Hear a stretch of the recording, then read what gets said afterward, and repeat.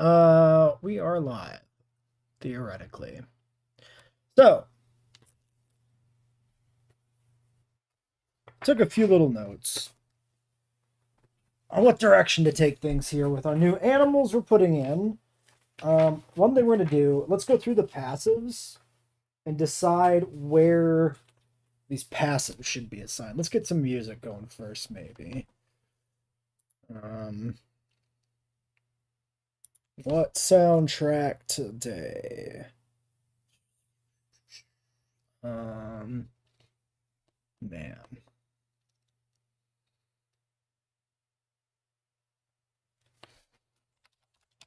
I need to think about some more game soundtracks that we can use.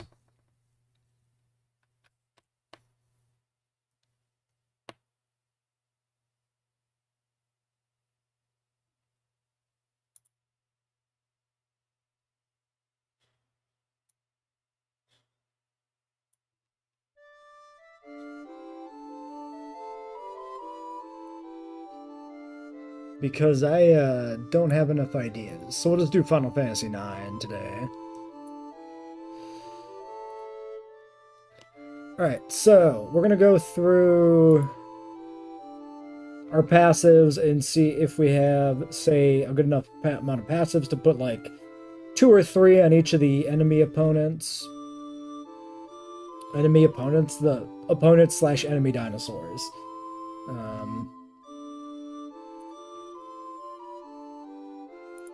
So, starting here. So obviously we have the Bury the Stag and the Iguanodon. The Iguanodon gets a new passive that we have to make, which is like Quilled Hide or something.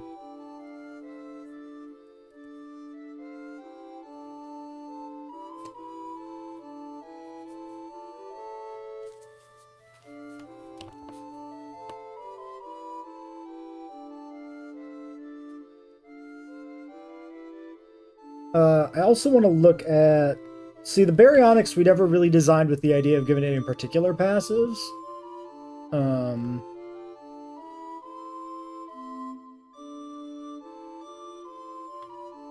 So we need to think about that.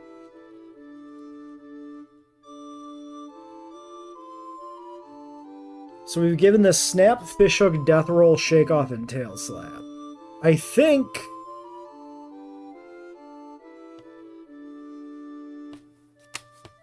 I mean, ultimately, only like one of these. Also, Death Roll is one word? Yes. Okay.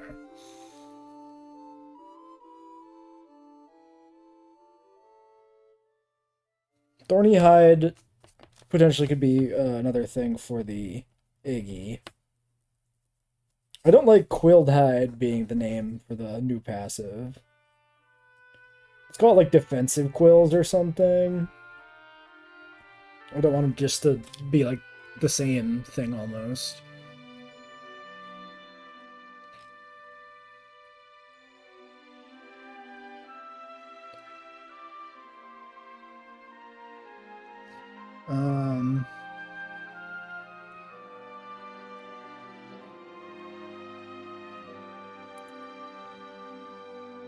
Just want to check the attack type of Death Roll.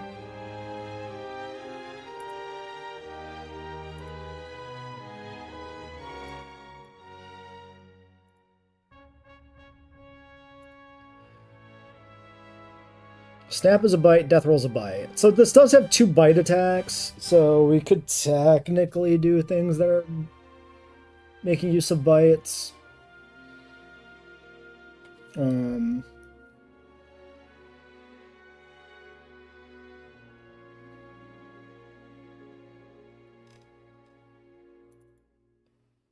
So... obviously, it also has to make sense, right? Some of these wouldn't be in the moveset. We're not going to, like, implement a full learn set for these animals, so we're just going to judge whether the ability is appropriate, conceptually.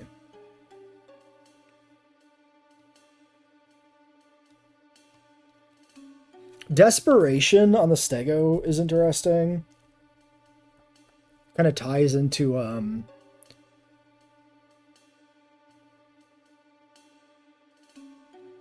its color changing vibe. So while health is below 5, 10, or 15%. Yeah.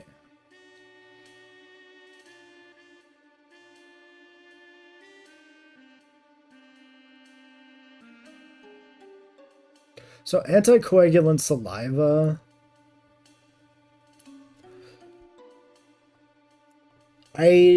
So that is kind of themed. That is intended to kind of be a feature of like a Abelosaurids. That specific like saliva properties. So that may not be appropriate for us to put on baryonyx. Smell of blood. Yeah, that's a good one.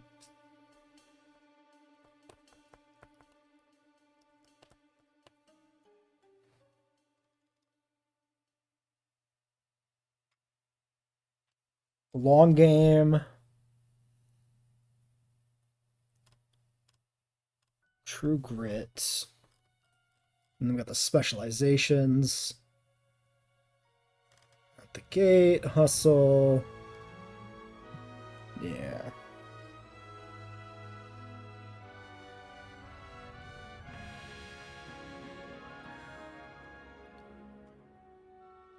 Out the gate might make sense on the berry. It like gets this extra push to make sure it gets that bleed out ASAP essentially. So like out the gate, smell of blood for berry, desperation for stay with something else.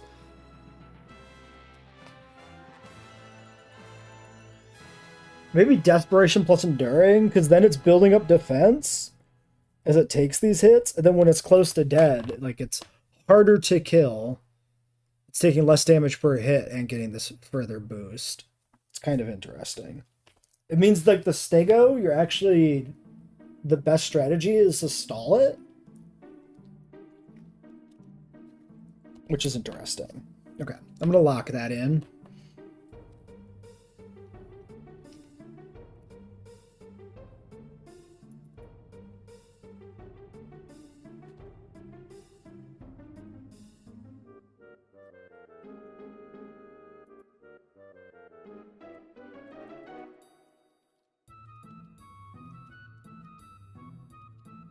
What do we do? How about we do like Smell of Blood 2, Out the Gate 1?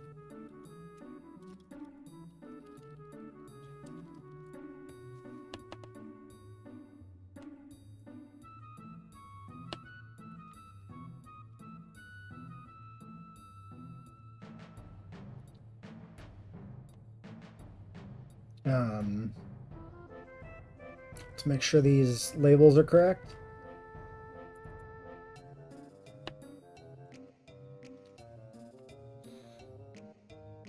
Capital O, Smell of Blood. Okay, so it is everything is capitalized.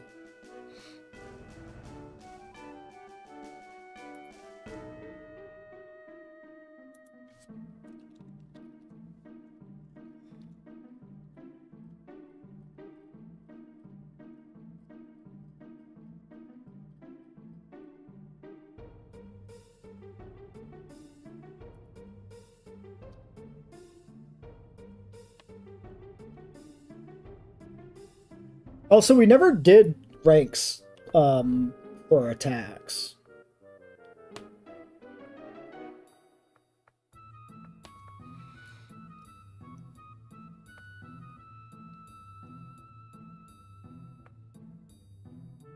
That's something we need to implement. That's something that we should have implemented a long time ago, too.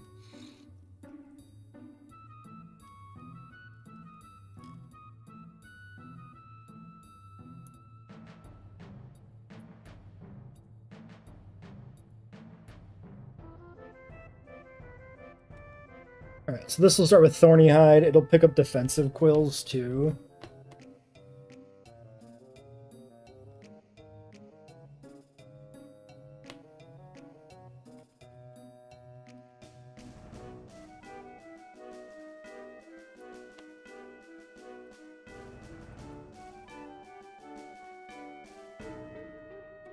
I'm gonna do Desperation 3 on this. Enduring 1.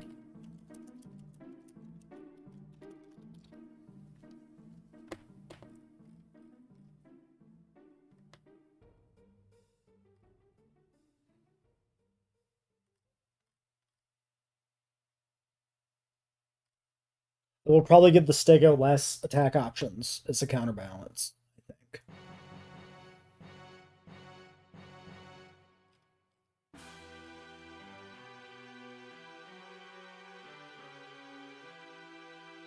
And then I think I want to give the Iguanodon a third tier 1 passive, just so they're all slightly different.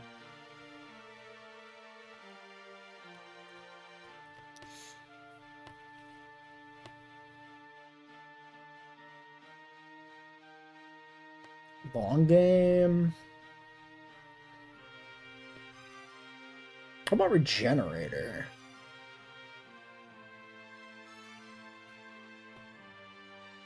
Let's do that.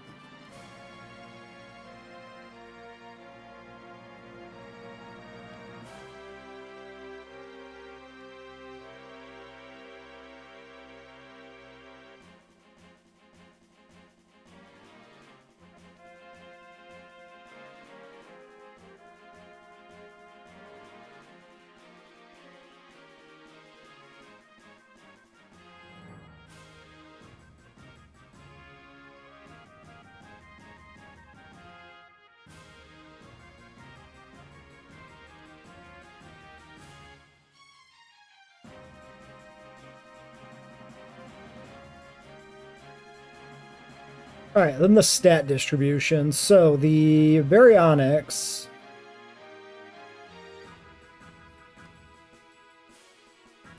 Hey Cryo, why does JW with you feel weird sometimes? More glitchy in the first and second? I don't know. Is it more glitchy? Do you feel that it's more glitchy? Because I don't really feel that necessarily. It's got different glitches. That's how I describe it. I think 2 is glitchy overall compared to 3. What weird bug did you see?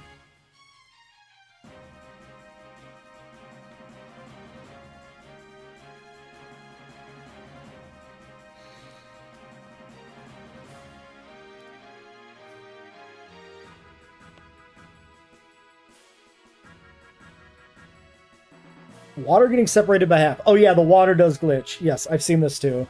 You'll have like chunks of water that just aren't there. Like Moses is parting the fucking sea. Yeah, it definitely happens.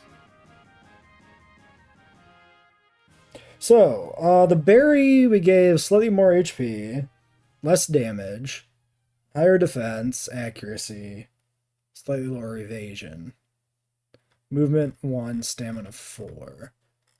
Carno was stamp 3.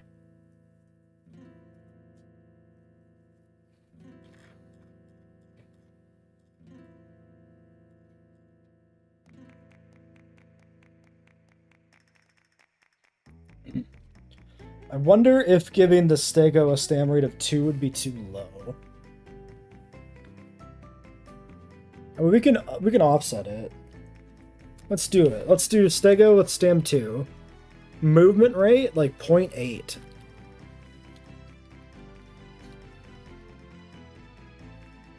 You have an iced tea homemade? Okay.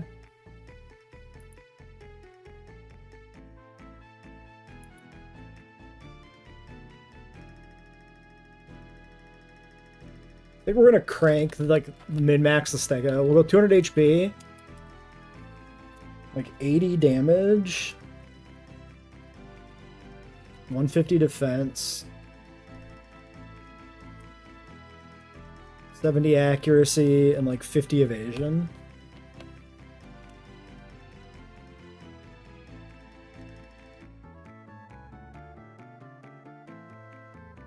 It's like 550 points.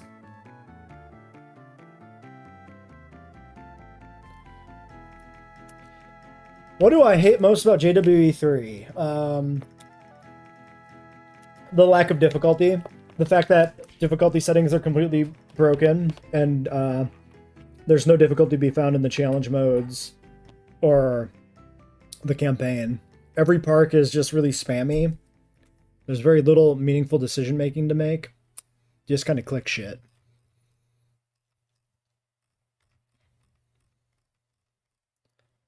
All right, then the Iguanodon. We're going to put the Iguanodon at a stamina rate of 3. I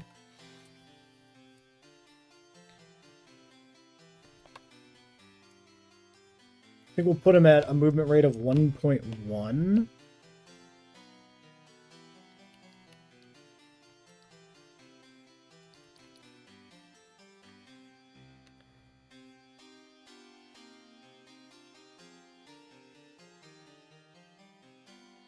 We'll do minus 20 here, plus 10, plus 10,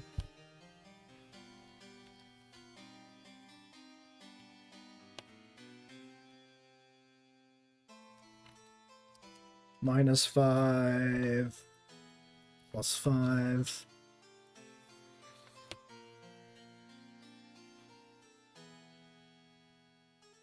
And then his reduced stamina rate further motivates having like some other bonuses here. So let's go plus 10 HP.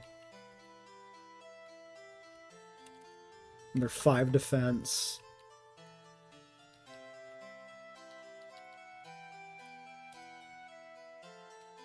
Sure. You know what, let's make this 90.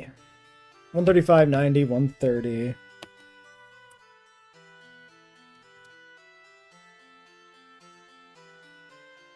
$95.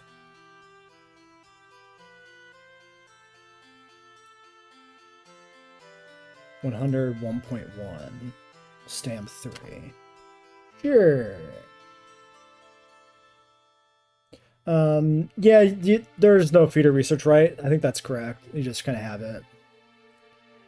We're not going to bother with the age, stress, discipline, metabolism values. Range priority. Okay, let's make a note here. So, range priority is something we need to set. Set this.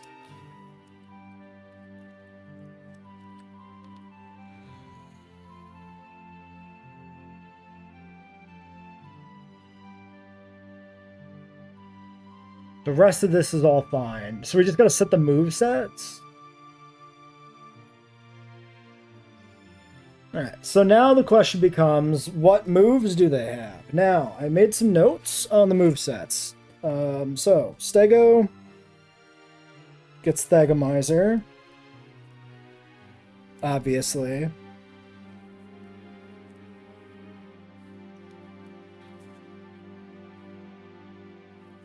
Iguanodon's going to have a Quill Shot.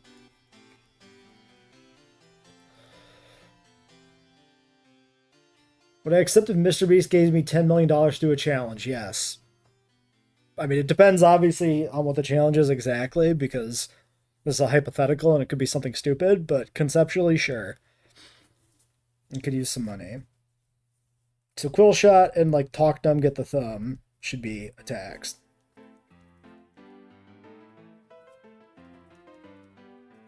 And then kind of 2 fillers. Or 3 fillers. And Stego gets Thagomizer and some fillers. And then Barry's got its 5 attacks already. If we look at the attack dictionary, let's just start from the top of the list and make a note, God, on what we want to put here.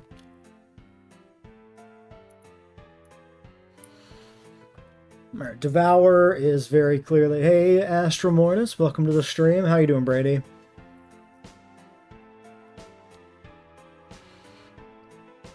So Devour is very much a Theropod thing. Headbutt could be an Herbivore thing, but doesn't fit with these. Paralytic Bites and a Bellasaur thing.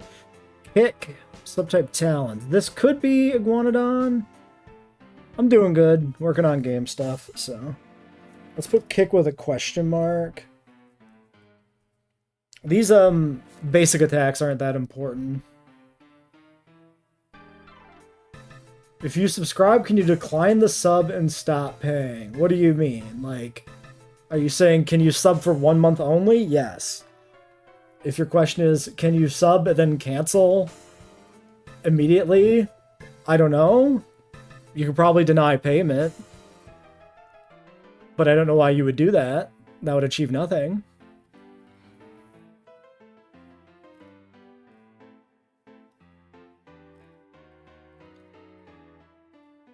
Okay, Tail Slap is range... This is a weaken effect. This is range 2 or 3. Tail Slap is a good additional move for Stego.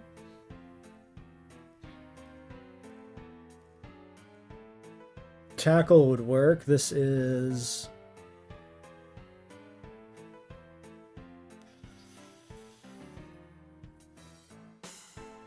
So range 3 only. Okay, we need to, like, track the ranges. Quill Shot would be far, Thagomizer would be far, Talk Dumb would be close. Kick is like a mid, right?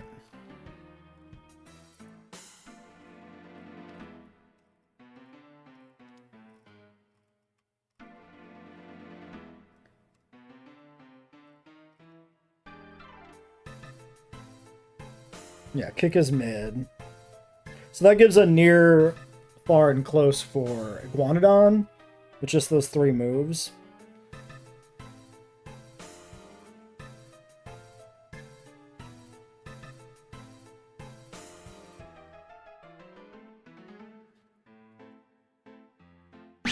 So Tackle would work. Thank you for the tier 1 sub, Mr. Doritos2345. Appreciate it. Also, Brady, I didn't even... Yours didn't pop for some reason. It's you. Ah, I see. Is this a...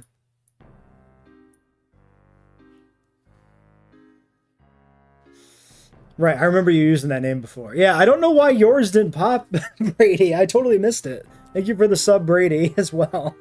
So the one popped and the one didn't. I don't know why the alerts don't work consistently anymore. It's really strange. Well, thank you both for the subs. It's very appreciated.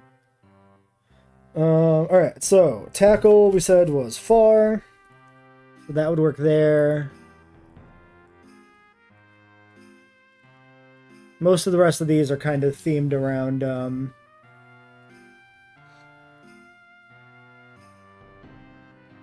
Carnotaurus stuff. Like horn attacks and talons. I don't hate the mule kick.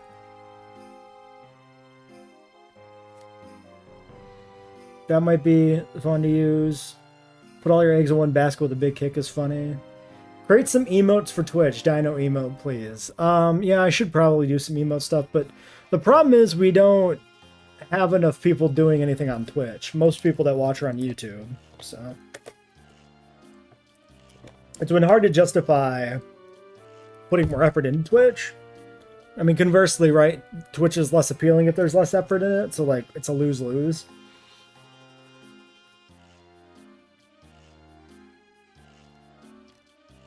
But I should look into it. Okay. So that is potentially a move set for Iguanodon.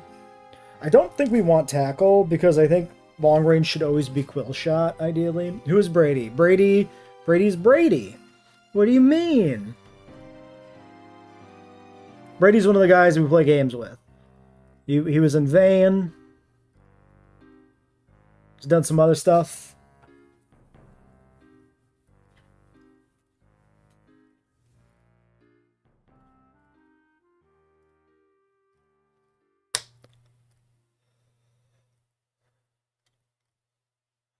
No, I wasn't an ARC. I don't think he was.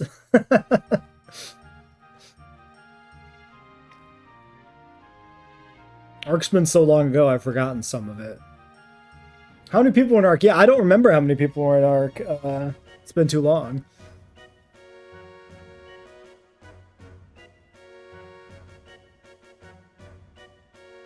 It was me, Bam, and Eric, at least for sure. I don't remember if we had another person in that. We might have had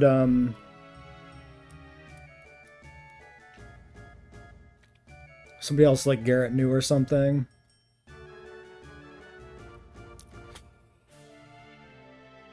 We need another close range attack for the Iguanodon.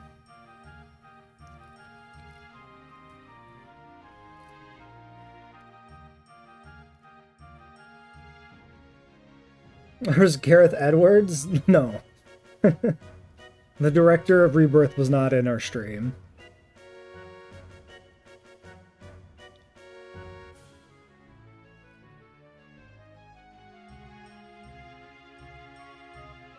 Do I have, let's look at this. Swipe. Okay, we could do like a basic...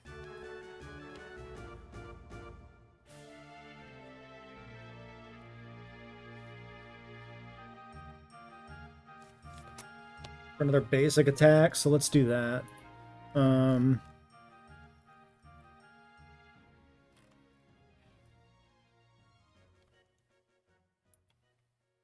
This is a riff on Snap. Swipe. You'll come back in 30 minutes. 2142. Okay. We should still be here.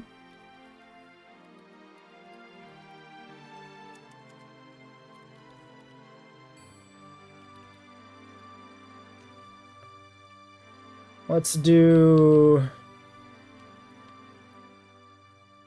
Okay, what did we do with Kick?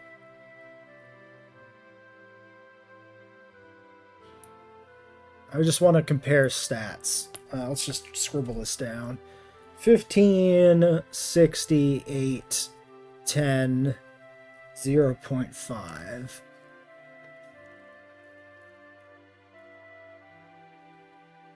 So we did double the crit for a slightly increased cost. And a drain. Wait, was there no drain on the other one? Kick was 0 drain? Yeah.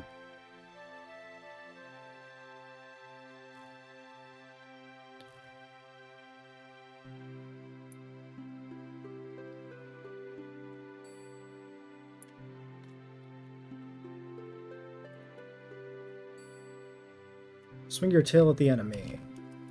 Sure. I notice a typo in enemy from here. We're going to go down on damage, up on accuracy, way down on crit, up on the drain.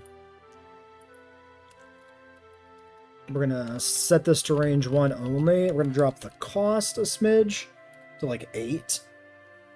8 for drain 10 is pretty good. 9 for 10?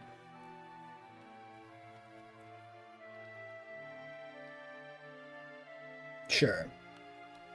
That seems good. And then let's check. So just subtype tail, I guess. Yeah.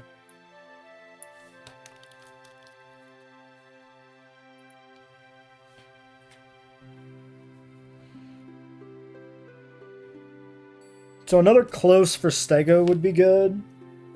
And then we need another close for the Iguanodon.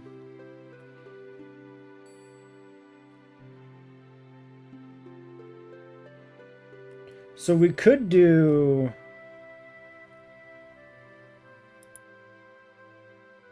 something for both of them.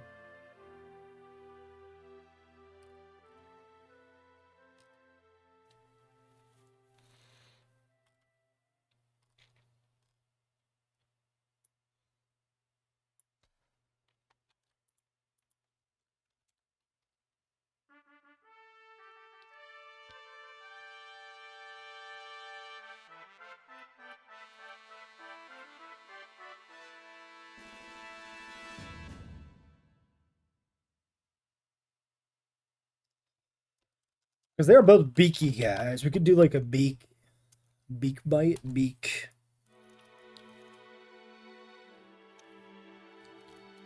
Sure.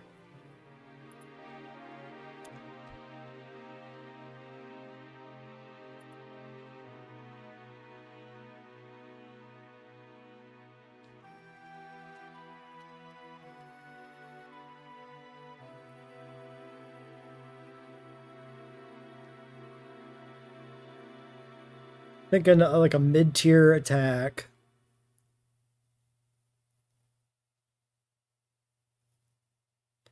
Something fairly cheap. Oh, the Iguanodon kind of needs something spammable.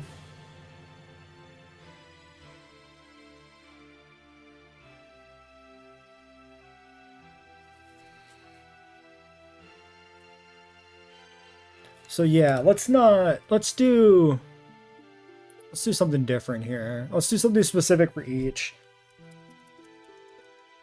Call this Shank.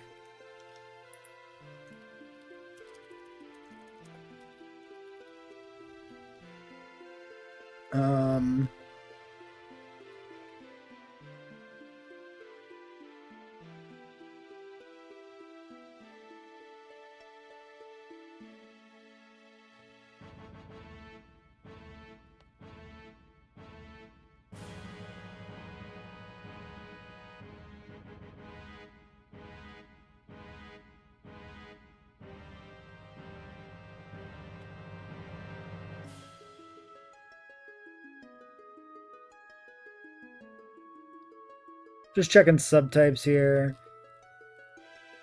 Actually, Fishhook is a good analogy. Fishhook. Claw. Yeah, okay. So Shank should be another claw attack.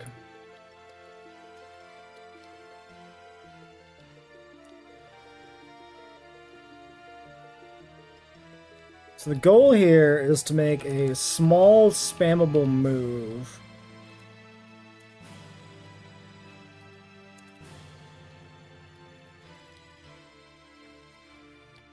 No 0, 1, 0.25. So the idea being that you could really like spam this. So cooldown 0.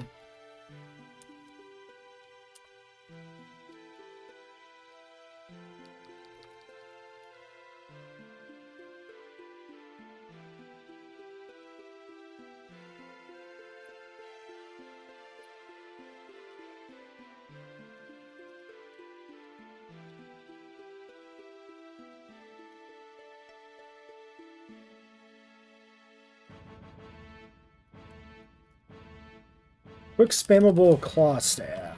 Here.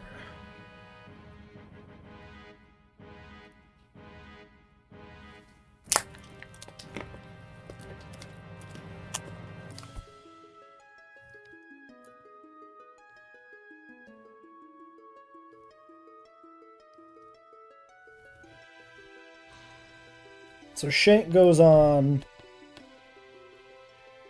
the Iggy. That's another close range. So Quill Shot, Shank, Talk Dumb, Get the Thumb, Kick, Mule Kick. This should just work. Same with Swipe. And then I had an idea for move actually for the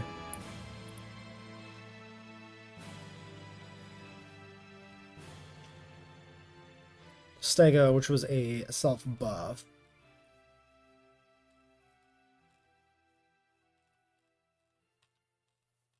Don't know if I had a self buff here anywhere.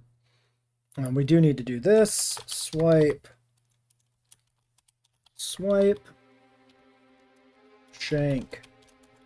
Shank. Okay, so those two moves are basically good to go.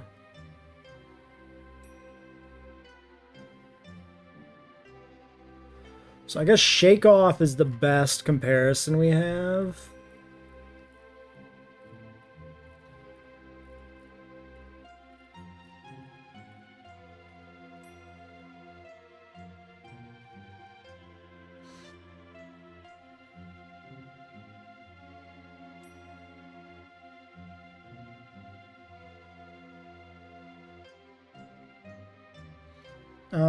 Do we... Okay, so this is a buffing move, is the idea.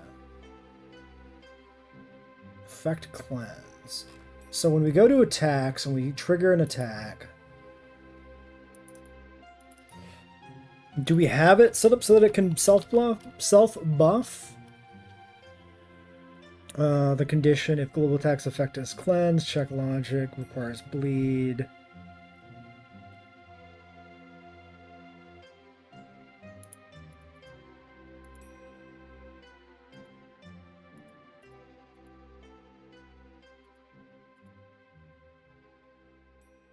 Attack effect.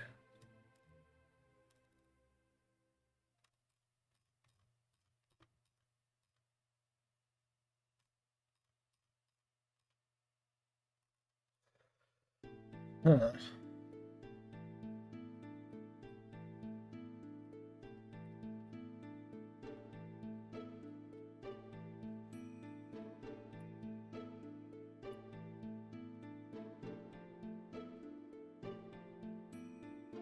If attacker is player, attacker is enemy.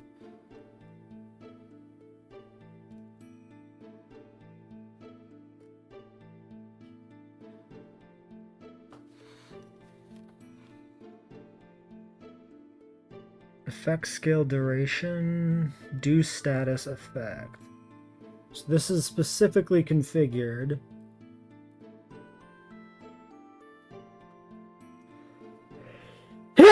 Excuse me. Fuck.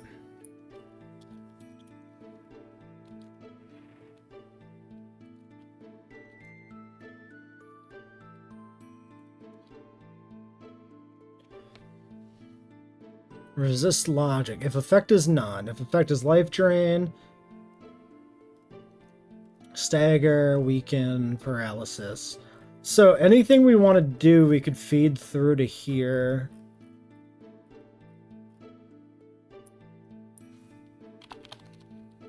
Now, can I...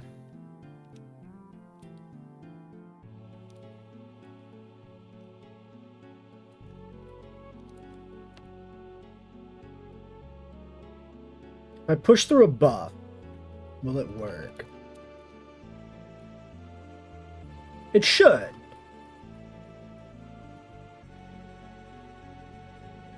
Yeah. Yeah. Because anytime the numbers are checked, the numbers should be checking with the buffs being counted. So we'll have to write the code to make this work exactly.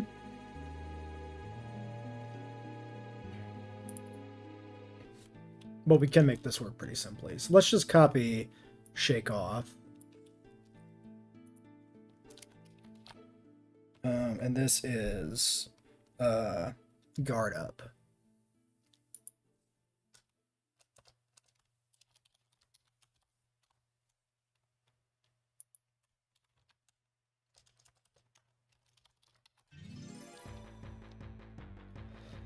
Subtype effect 0 100 0 condition none. Effect is buff defense.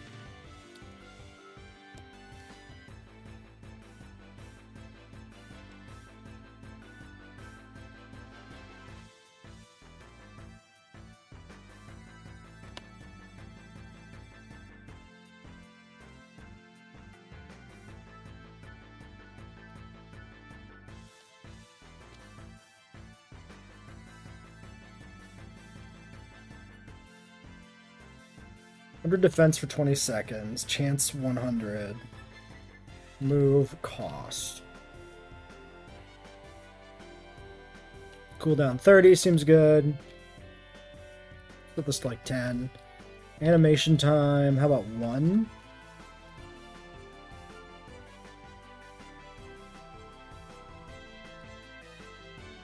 One, 2, and 3. Draining 0.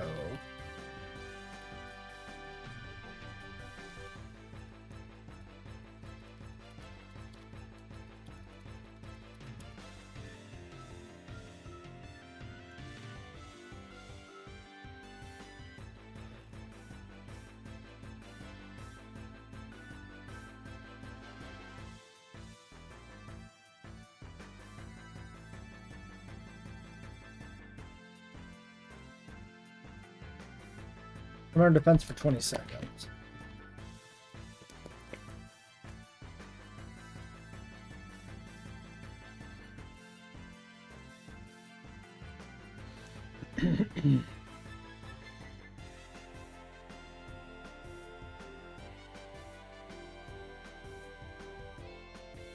Alright, this should work.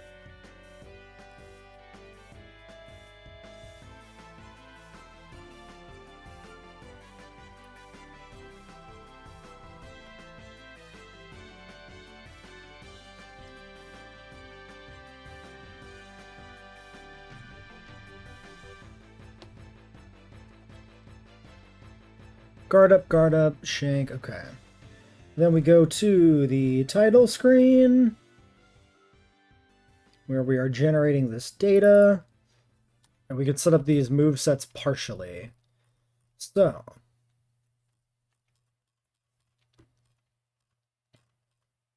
Spike the Iguanodon.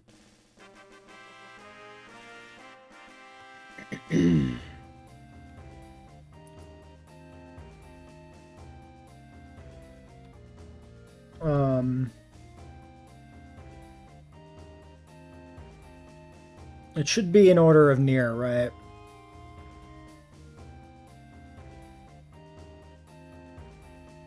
Yeah.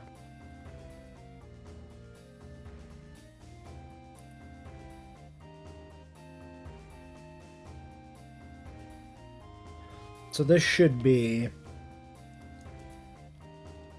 shank.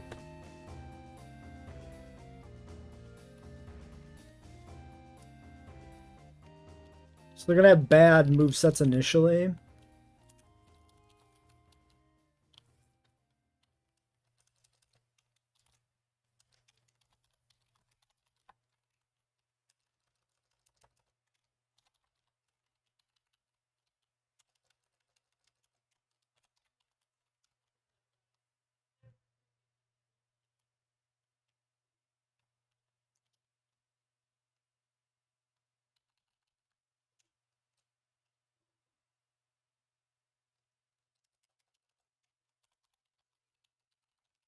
Including the fact that the Iguanodon will have nothing long-ranged initially, but it's fine.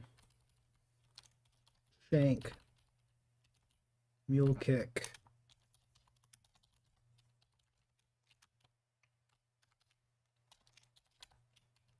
And we'll work on adding these one at a time to make sure we don't run into any other lingering issues.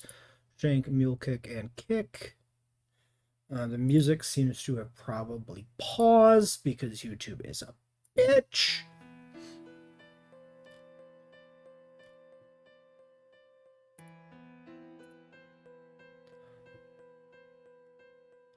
Alright, range priority for Iguanodon.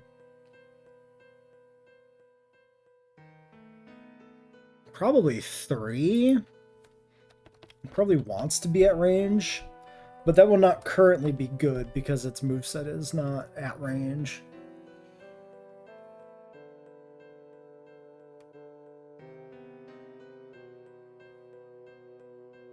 Okay. Stegosaurus.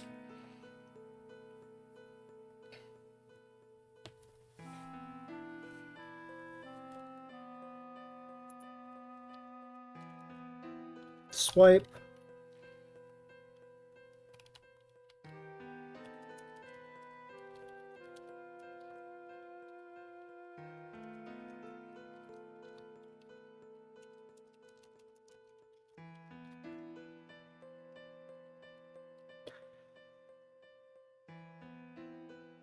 I don't know.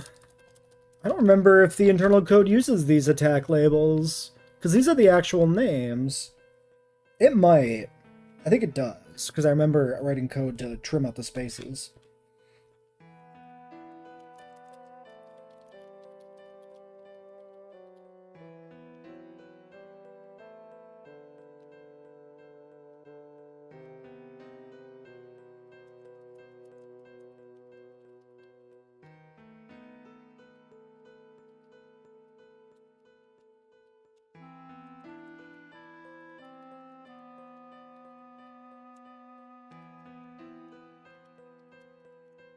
Swipe, tail slap, guard up.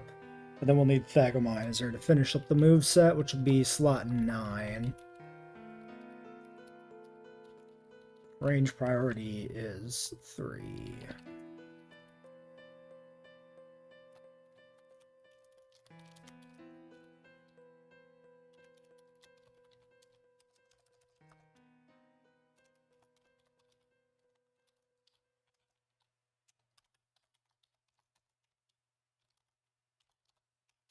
Wait, are these... Yeah, these are non-spaced.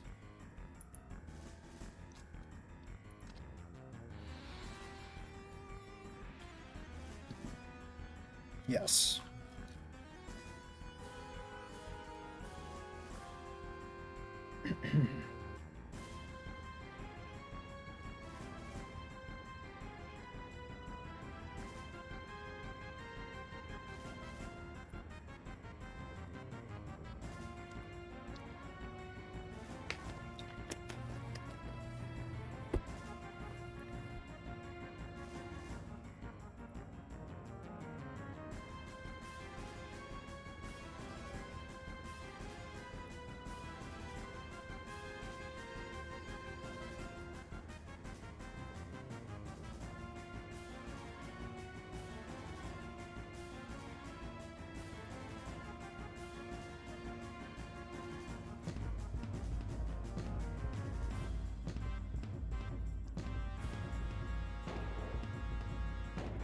So we're mostly checking that the stats are correct here.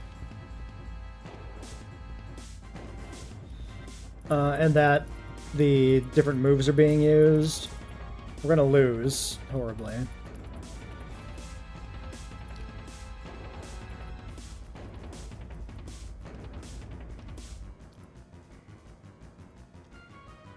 Okay, HP 135.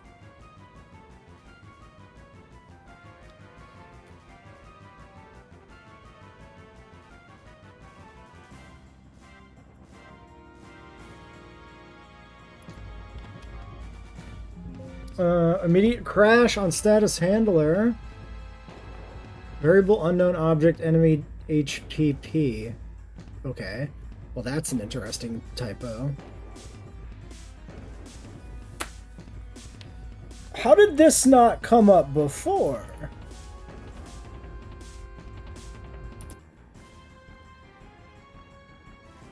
It's a very obvious typo. Line 32 of status handler. Wait, what the fuck? The status handler? Wait. Is this an obvious?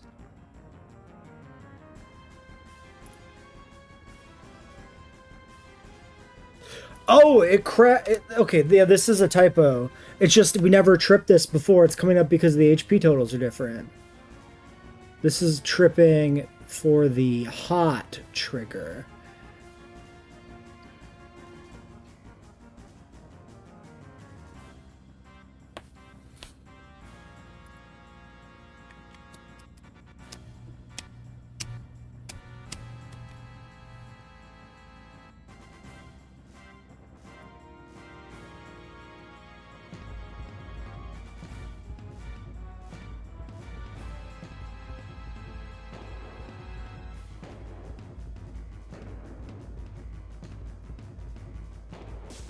Okay, we got 2 hits off. We did a crit and everything. That's kind of crazy.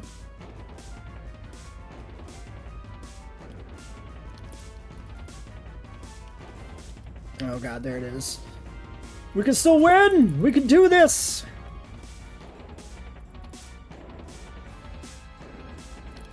I just gotta land a fat devour. Oh my god, it's so close. He's going wild. He knows he's gonna lose.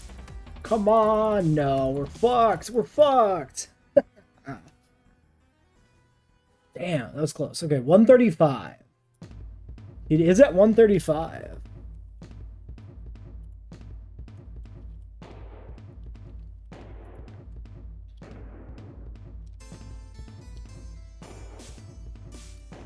He's not attacking.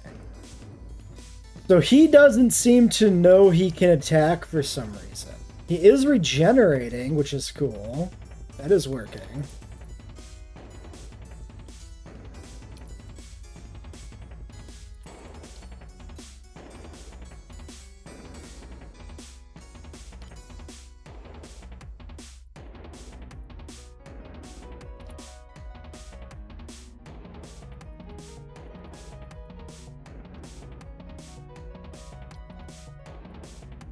Okay, so there's some broken attack logic. Because that's probably handled somewhere else. We gotta figure that out. Definitely broke because we've given him a new set of attacks I didn't have before. Why does this have... Interesting.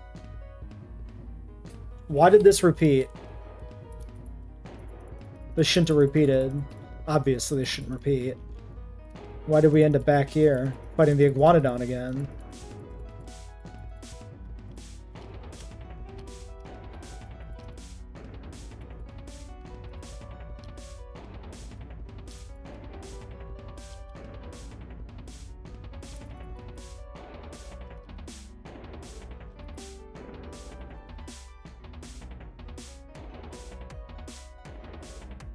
I'm gonna... I can't fucking stick any damage on him with the regen. It's wildly broken. It's very funny.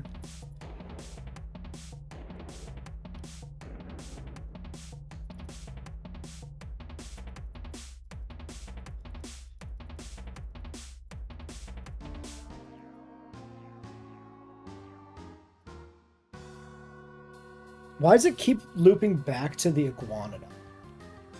That doesn't make any sense. Alright. 2 problems. I'll be right back. We'll figure out these bugs.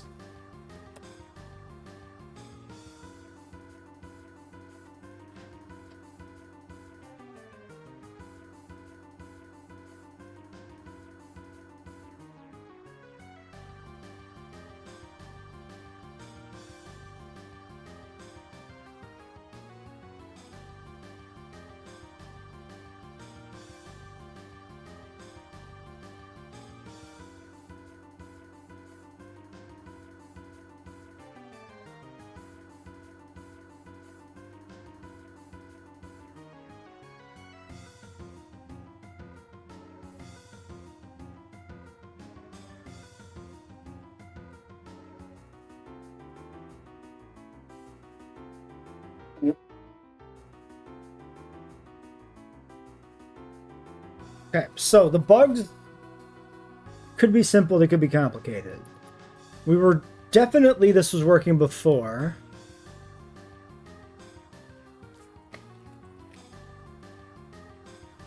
Berry, Iguanodon, and Stego are set up correctly here for the enemies list.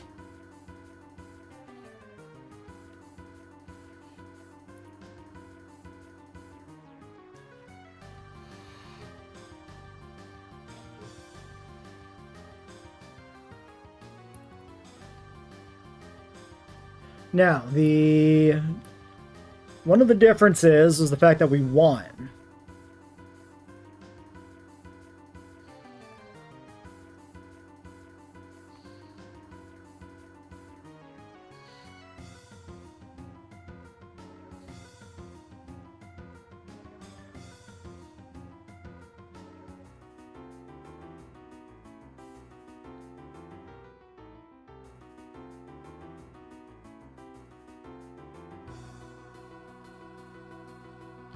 Global.enemy counter plus equals 1 room go to victory. So maybe this is in 2 spots? No.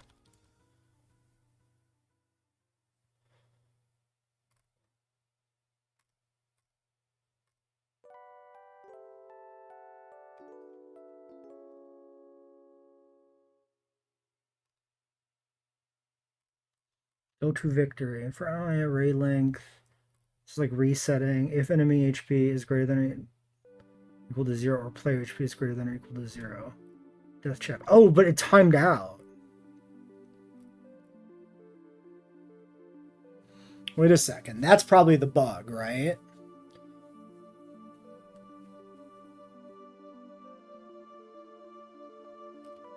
I betcha.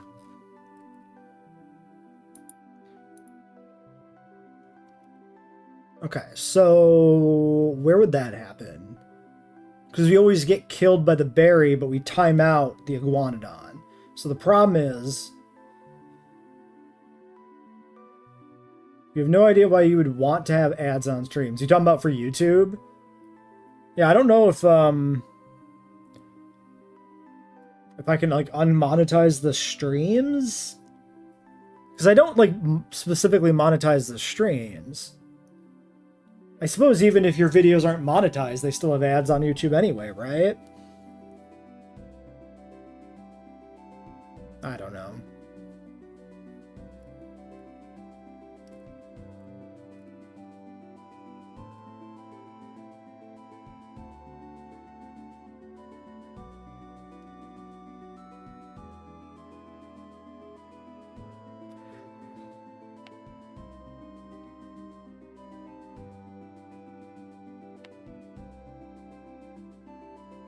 There's a timer. Where is the timer handle? That's the question we have to ask. Let's look at the AI. So every step here, we got these mods.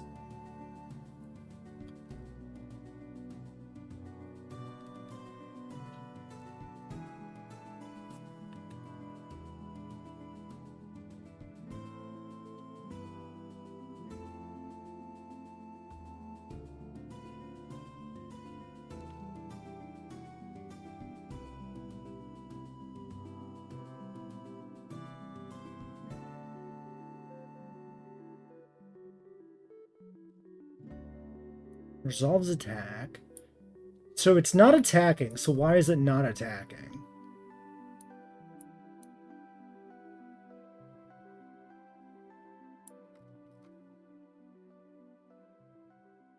This panic attack, the split second said AI. Yeah, AI in the old video game sense of how enemies decide what to do.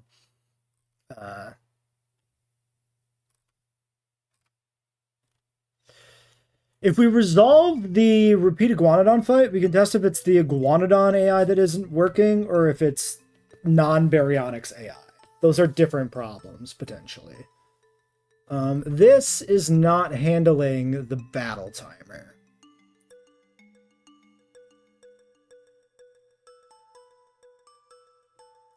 Buff timer, status handler, and layout. So maybe layout? Yeah, layout has the alarm. Alarm 0. Ah, this is the problem right here. Okay. We figured out the bug. So what we need to do is, this is the second end condition, so we need to copy the extra code from script, which is the stress generation.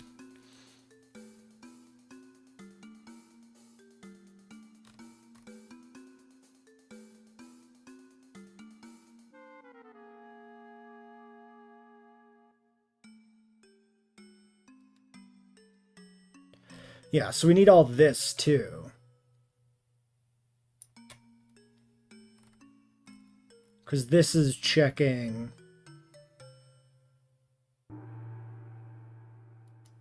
mod stress. Yeah. Okay, so this has to be moved or copied over and also be handled here.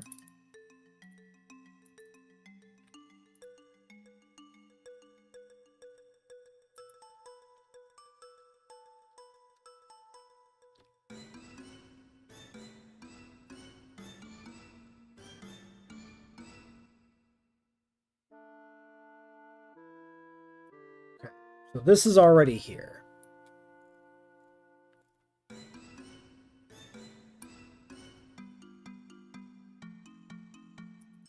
Oops.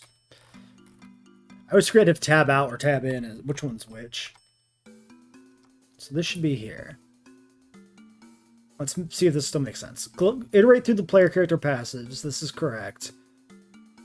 None of this changes. This is parsing the passives. We're just checking for if there's anything that affects stress in battle. Then we want to evaluate what the player HP was at.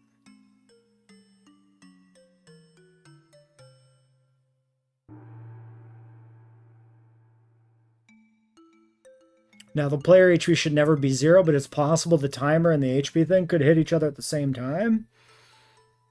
So we'll keep all this code in here, I guess.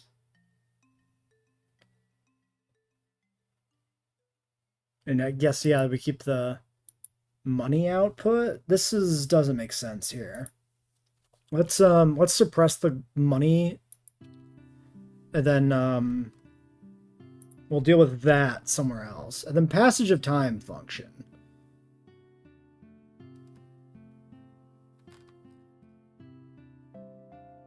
Which I guess is fine.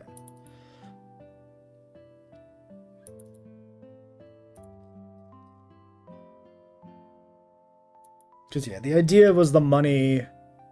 This was kind of a placeholder money assignment thing, but now that we're actually writing out the tournament script, the money will be assigned based on final tournament standing, not the outcome of the one fight that's in the game. Alright. Let's test it. There's actually a good chance to test the what happens when the timer runs out again. So we won't try to fix the Iguanodon AI. Not yet.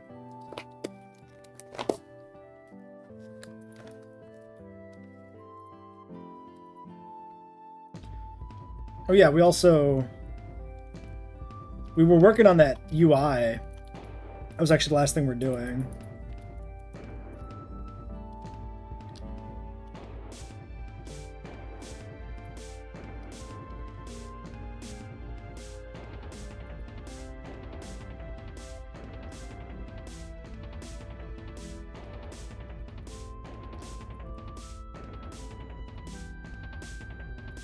I'm getting fucking hosed.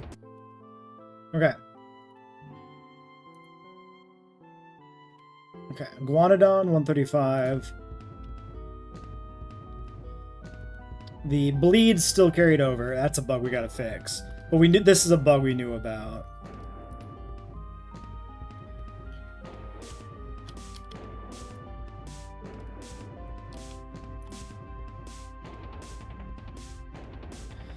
Okay, we got some good damage up on him, but that regen is still gonna fuck us over.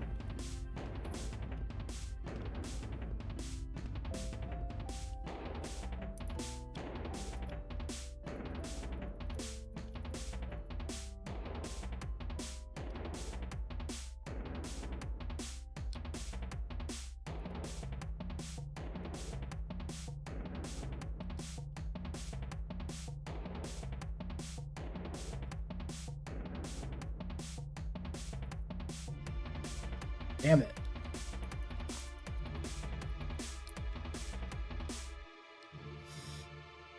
Okay, it's put me... Okay, the Stego's here. So it worked. Great.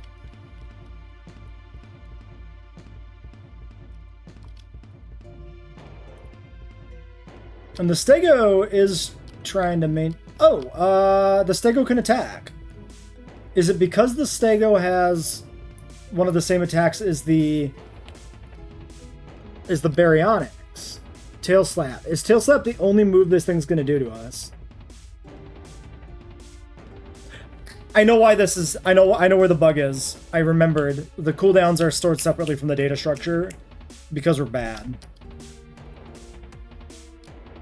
We should recode that. That's pretty shit. Player Ceratosaurus? Are you saying there should be a Player Ceratosaurus? This is a Carnotaurus.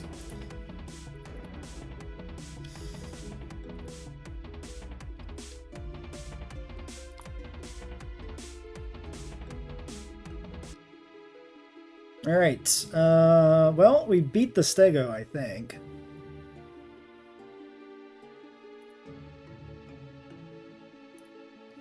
Okay. Alright, so, stress 31, so the stress looks like it reacted appropriately.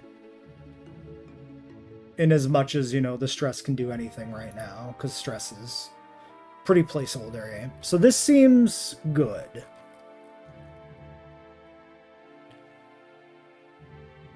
So yeah, the problem is the cooldowns. The cooldown tracking is a separate thing. That's where the bug is coming in the attacks. And so we should think about a better way to handle this, because it is objectively dog shit the way we're doing it.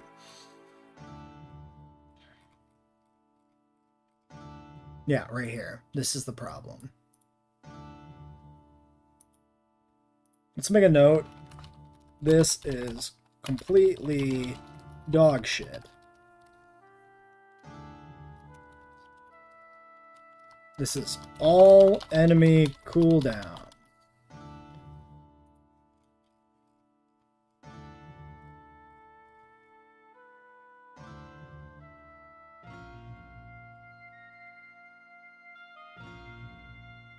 Ah!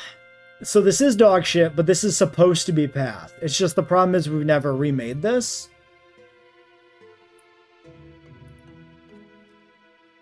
So actually this is okay. This isn't great, but this is not as dog shit. I was thinking this was a global, but this isn't. This isn't embedded. This is a data structure that we're putting in the object. So, or in the global data structure rather, not the object, but same difference. So yeah, this one copies over to baryonyx. Then we need one here for the iguanodon, which should be swipe, shank, mule kick, and kick currently.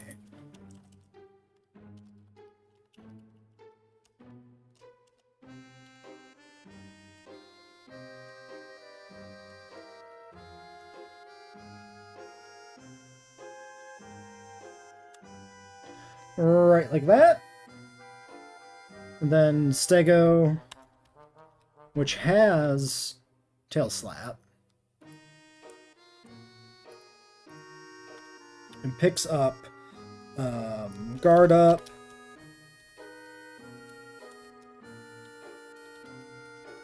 Sorry, these are supposed to be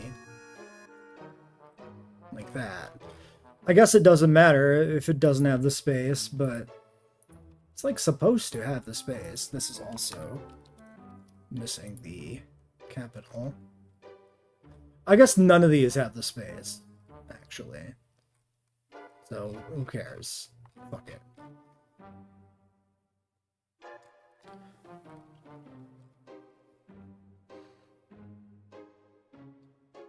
And Swipe is the only other move he currently has coded. Yes.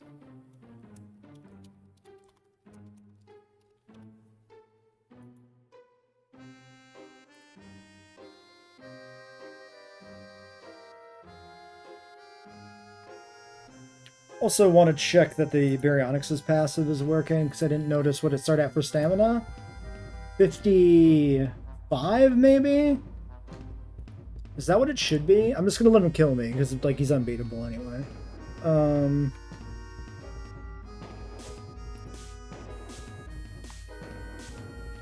So we gave the Baryonyx start strong, right? No, out the gate. That's the one. Out the gate is bonus stamina at the start of battle.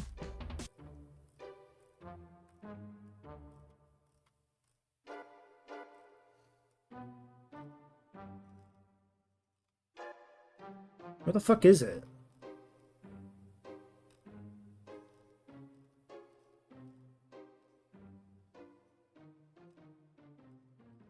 Am I stupid? No, there it is. Yeah, it's 5 stamina. So the Baryonyx, I think, did start at 55 stamina, which is correct. Alright, tournament brackets. Battling the Iguanodon with the incorrectly still present bleed. Maybe we should fix that.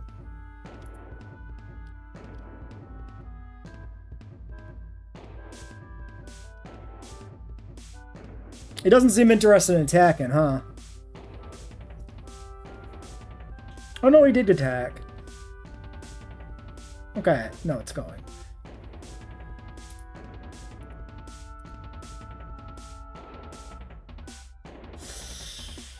Yeah, I'm gonna lose because of his like regen. Even though his attacks are really weak by design, just the fucking endurance that regen gives him is insane. That's a really busted ability. We landed a headbutt, such as it is.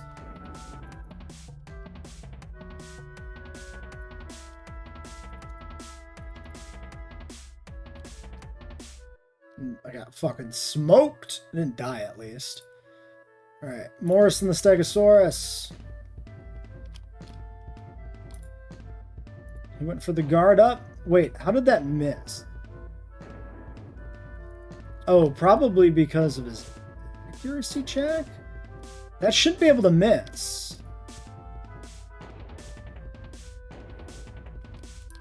That shouldn't do an accuracy check. I'll have to look at that. That's a typo in the dictionary.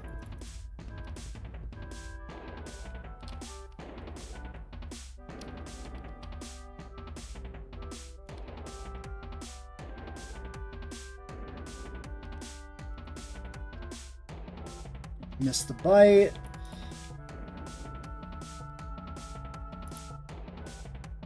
Land the fat headbutt, get him stunned. Time's running out.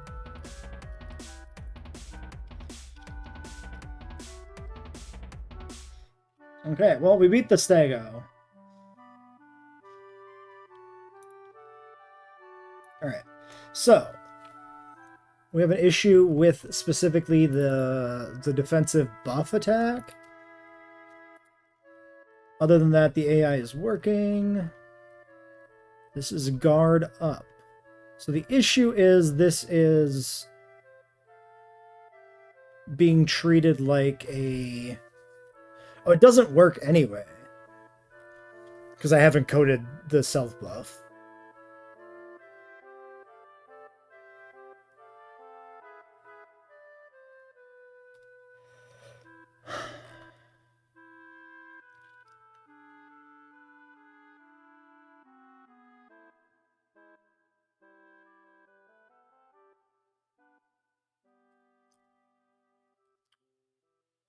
Do you win if you have more HP when time runs out? Proportionally more HP, yes. Percentage-wise. So stalling is a valid strategy.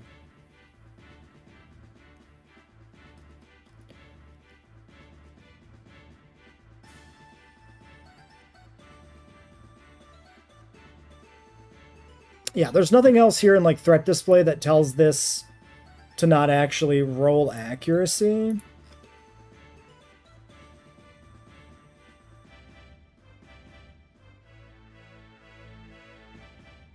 Damage is 0.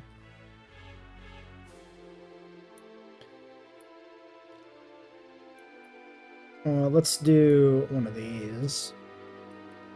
Copy this to Notepad for reference. Okay, so in the combat script,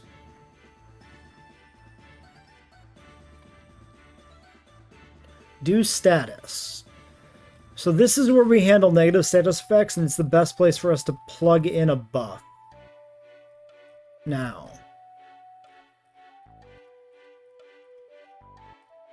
we have already code we've made for the buffs, so we should just copy this. If buff, yeah.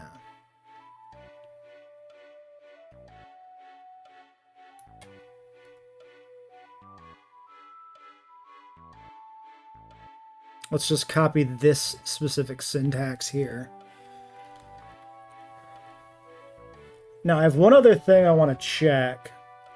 Let's do this first, and then we'll check the other thing.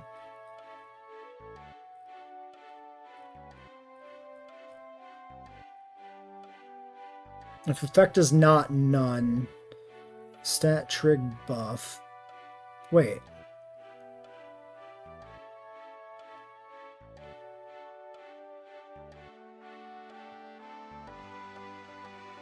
This is where passives are parsed and valid buffs are applied. Right, based on the status effect. This is a status effect triggered buff. Yeah. So yeah, we could just plug this in here then. This is fine. And this knows the attacker.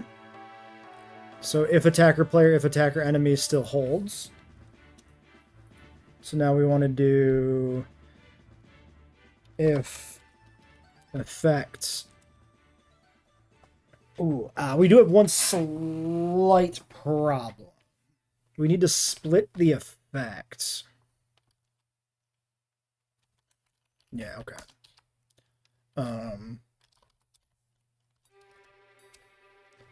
Split F equals effect dot. Actually, it's string split like this.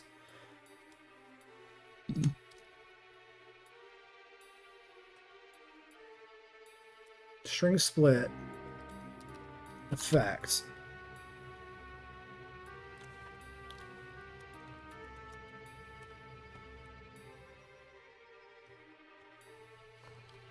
Input delimiter moves empty entries. Yes. Okay. So if splitf 0 absolute equals the word buff, then we apply these, because then it will be a buff.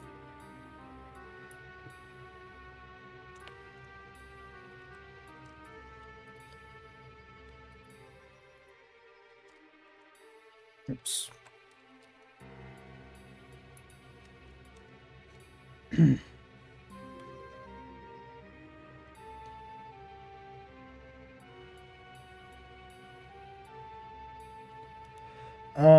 Now the question would be,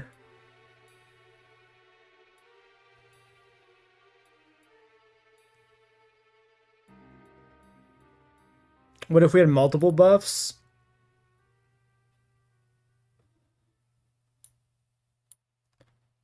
So effect scale, duration, and chance. We are passed through effect scale, duration. Okay. Chance has already been handled somewhere else. That should work just the same.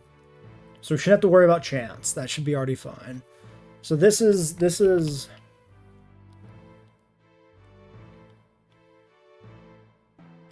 Let's just do an example. Formatted like buff defense or buff defense attack. Say. So if it's buff, and then we do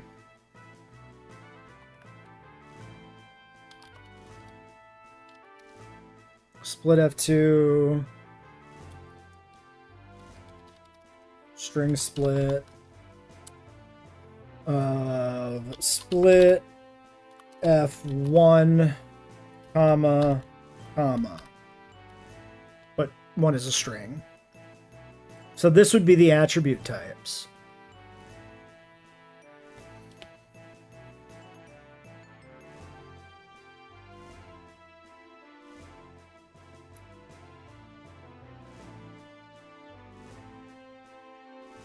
Okay.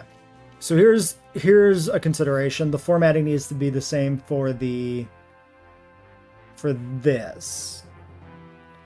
So let's look at our passive dictionary for an example.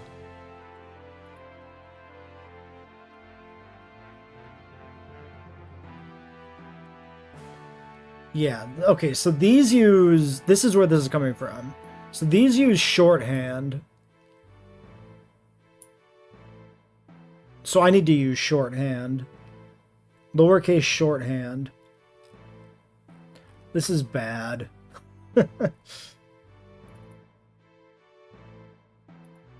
So this should be effect buff def. And then I might as well use the pluses if we're doing it in the same shorthand format as the other stuff.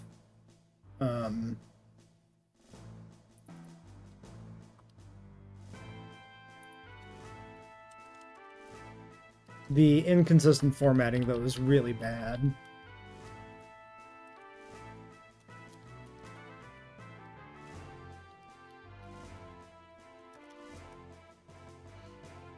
Okay, so these are everything that's buffed, and then we do a for loop.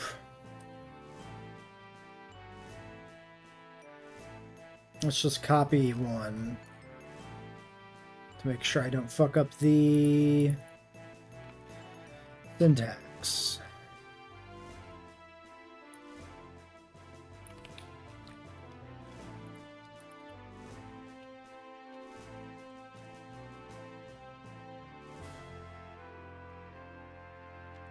For L below array length of split F2 ++ L.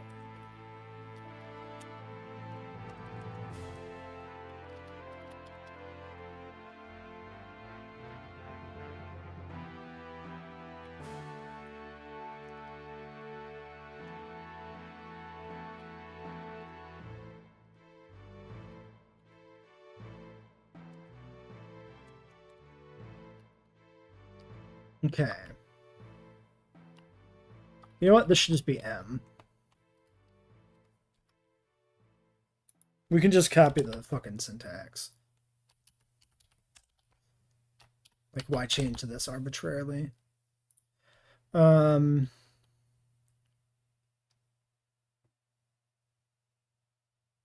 Passive master, pass name base.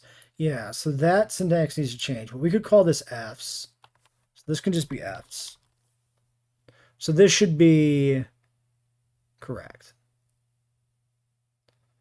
PC buffs, PC buffs.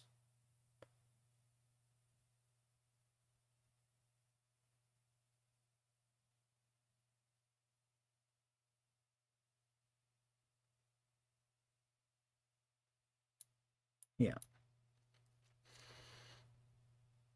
Okay, so this takes the duration from there. That's good. And then this should be scale. Straight scale. Whoa, come on, man. Like that, right? Array push, parenthesis, this, scale.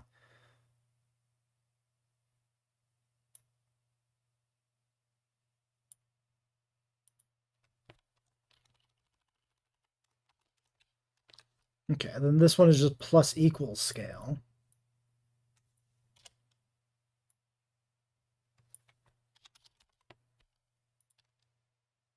And this is duration.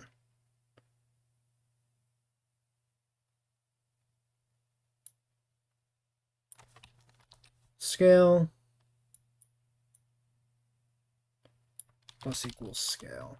Yeah, that should be it. That should be fine. That should work. And then it will tick down in the same way everything else ticks down. This is good. This is the only place this gets added. So this should be correct.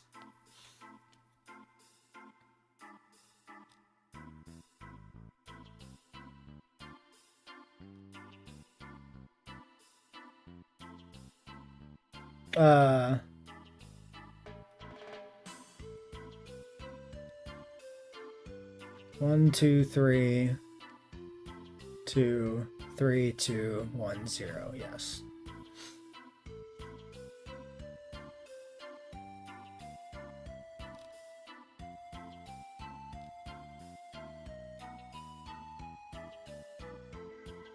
Yep. That should be it.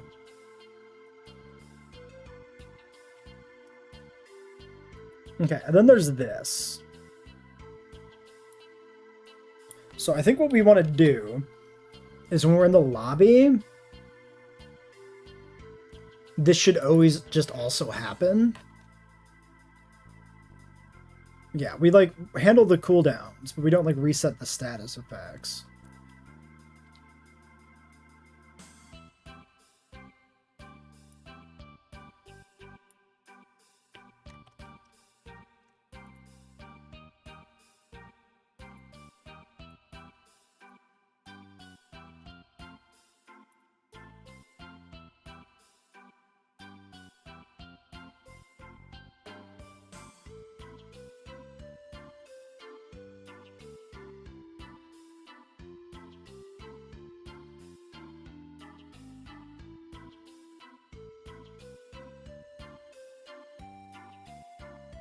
It should be fine. There's also possibly the cooldown. Oh yeah, we need to do buff resetting too.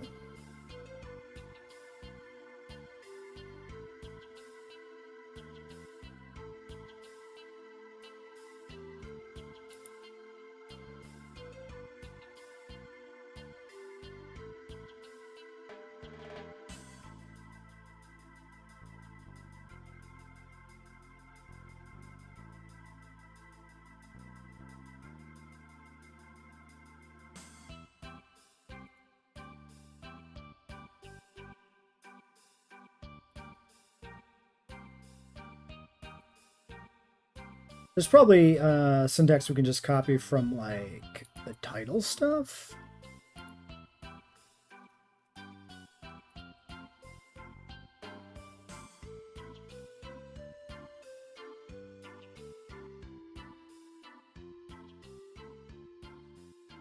Wait, do these not have buffs, like, applied to them? Wait, how am I handling the buff stuff again? Fuck. um...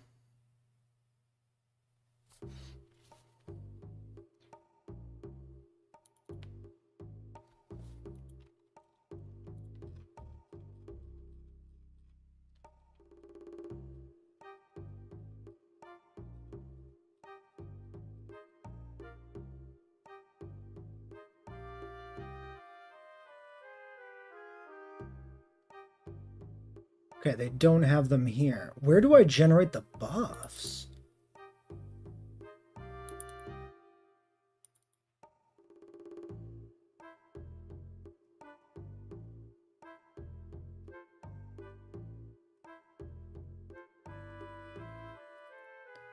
Let's take a closer look at the buff timer again.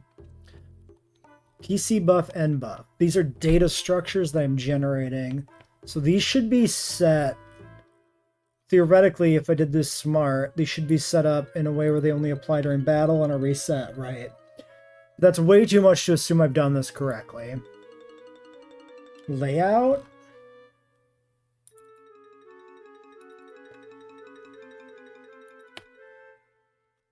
Okay, global.buff types, global.pc buffs, which means every time we enter battle, these are fully reset. So we did do this correctly. We did this smart, which is great. And we know this worked correctly because the Iguanodon was regenerating and the Stegosaurus was not. If the buff wasn't being cleared automatically the next time we enter a battle, the regeneration effect would have carried over to the Stegosaurus, and it didn't. So great, this works.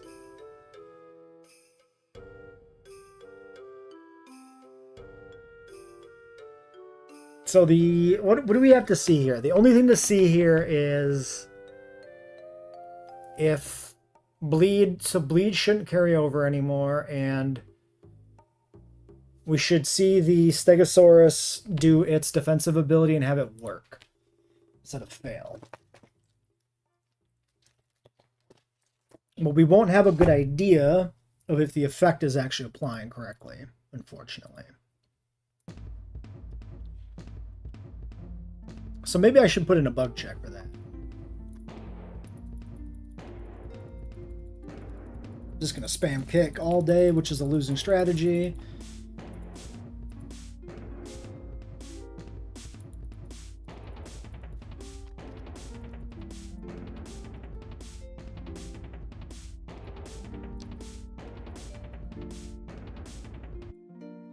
Okay, I was still bleeding. Now we go into the next battle. I'm not bleeding anymore. Incredible.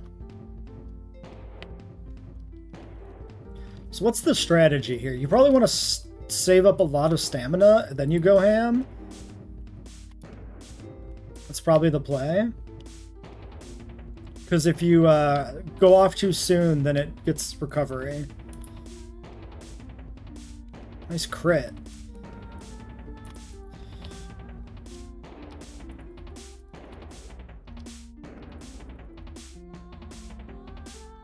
Yeah, okay, this is this worked out much better.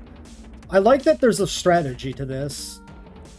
That because he's a regenerator, you gotta approach the fight a little different. That's good.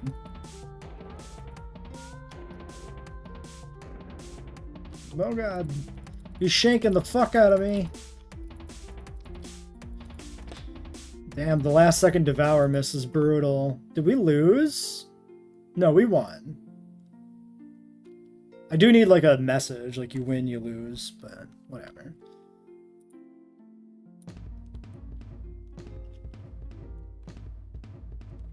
We got a crash. Split F2. Oh, I think I didn't change the text in one spot. That's what that would be.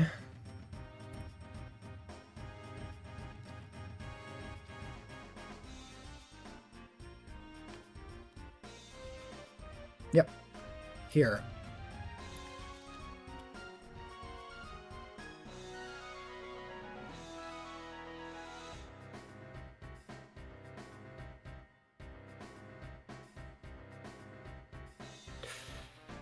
So when we click in attack, let's add a thing.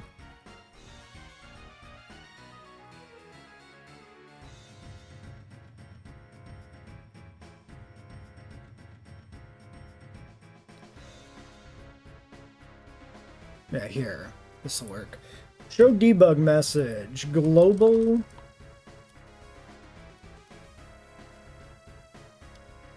Global.en.def? No, we need the total defense.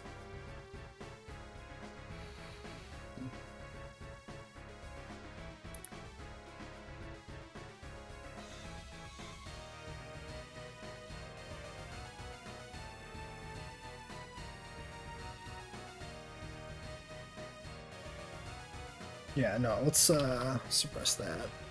Where's the actual damage calc? Let's find that. DDAM, predam, damage value.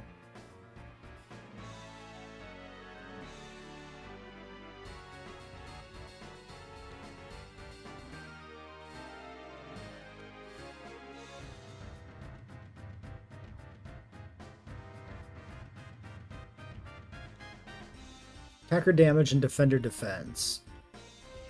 So where does defender defense come from? We could just do show debug message defender defense.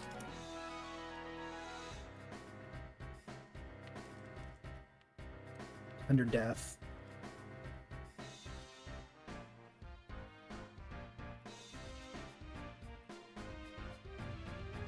That's coming from here.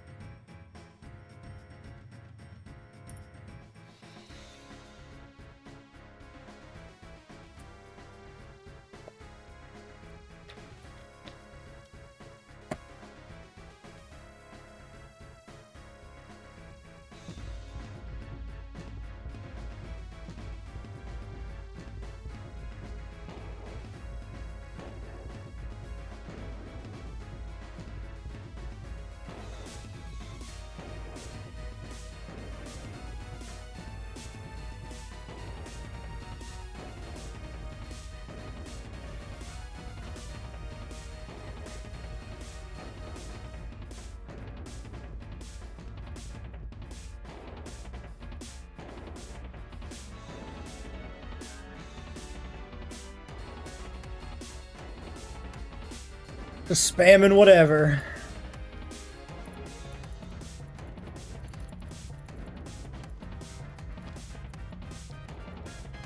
We're actually alive. Oh, there's the bleed. Now we're fucked.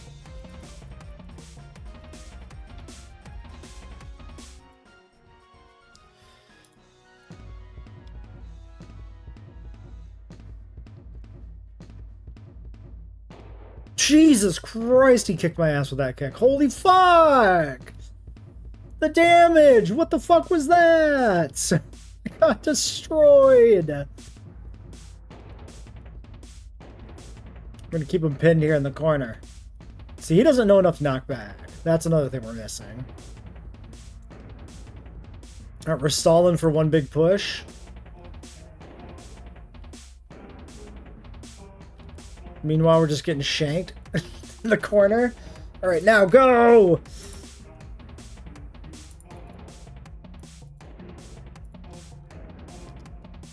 I think we waited too long. Kick. Oh god, we died. All right, that was bad.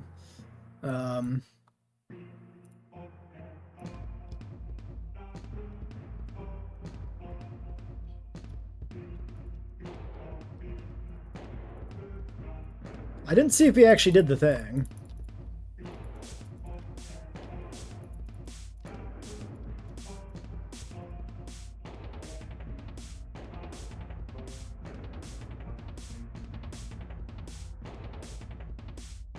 Okay, hold on.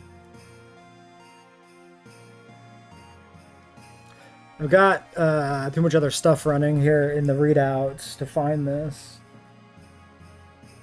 We got our buff timers are being read out. Let's fix this.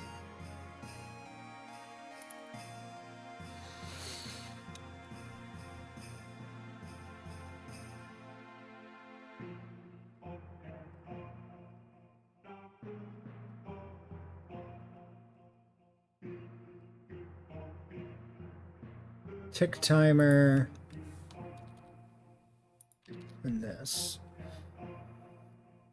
Okay. So, sure, let's just run it. It's fine. I'm not going to change the tournament order.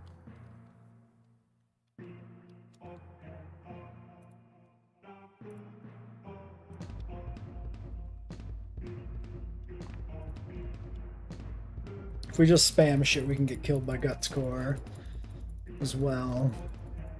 It's the most efficient way to lose is just to have no stamina.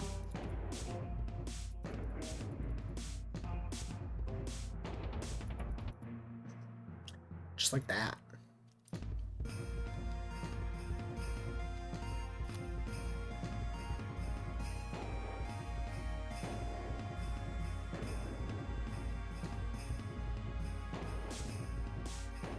Well, I've done absolutely fucking nothing except waste all my stamina.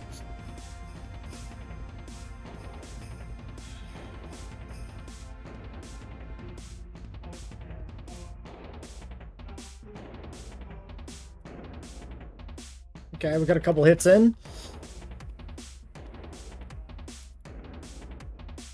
Okay, nice, nice, nice. We can stay up on him and get another Devour in here soon. Oh god, he's going crazy. I love that at the last second when the timer gets low and the AI changes for the end stage, he just spams Shank on you. Pretty funny. We did win that one. Alright. So we're seeing a lot of 110s and 130s. For the record, Lego is also enduring, so there should be some interesting changes here. Okay, 250. So I think his effect went off, right? 255, 265, 270, 275.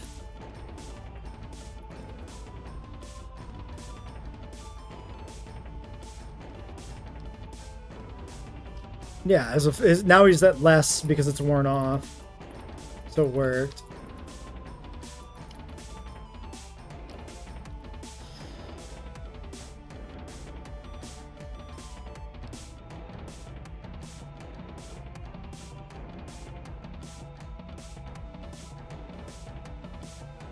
Okay, we don't need to see the end of this.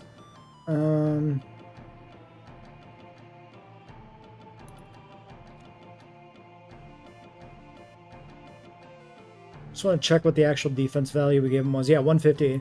So when we saw 250, it was plus exactly 100, which is what it should have been for the stealth buff going off. So that's great.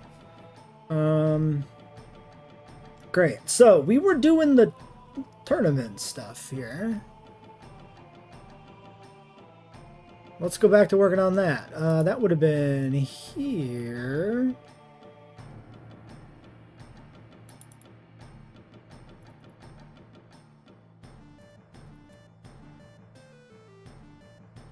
Fight 1. Fight hasn't happened. Fight was lost.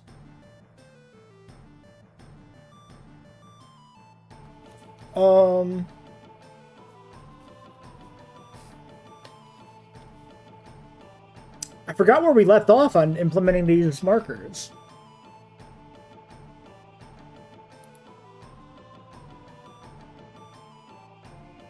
It must be lobby layout unless it's part of bracket.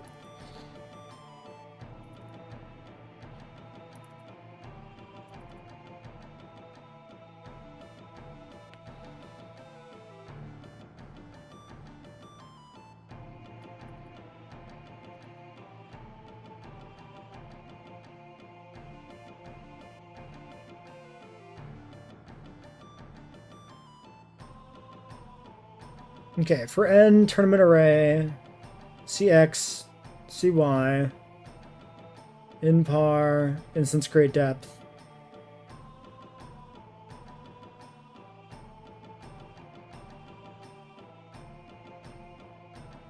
Wait.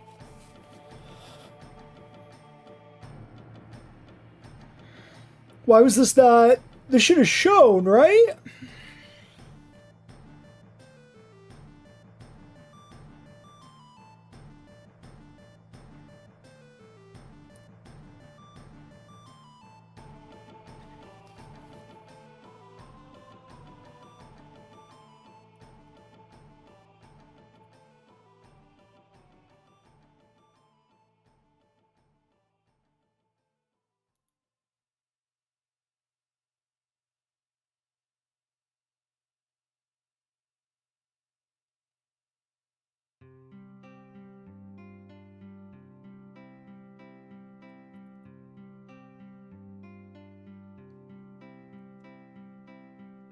In pars 1.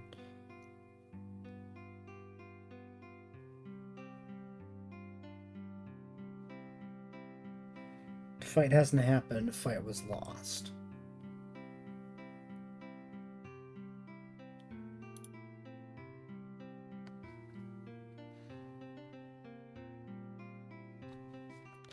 So if we set this to 0. Yeah, let's do this. This to 0, this to 1. Now we can align these. Let's make sure these generate.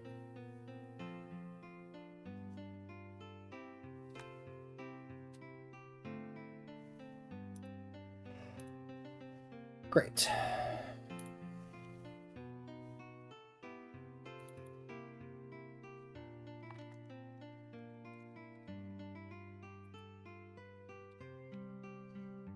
Let's work on the Y alignment first.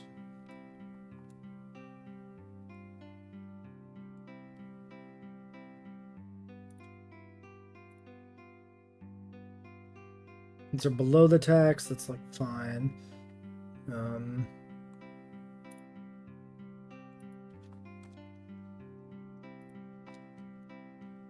real thing is going to be if they're below the bracket.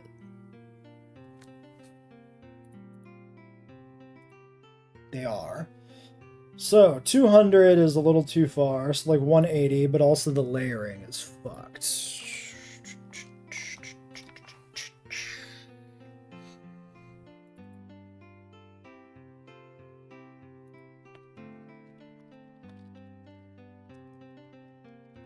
Depth equals, I don't know, 0?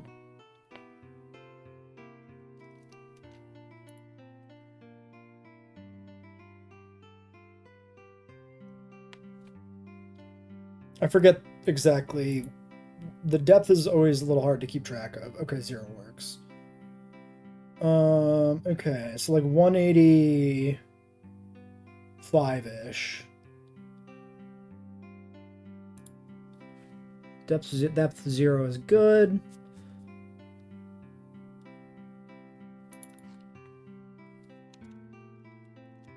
So 185. The X initializes at 300-ish. Line up the first one.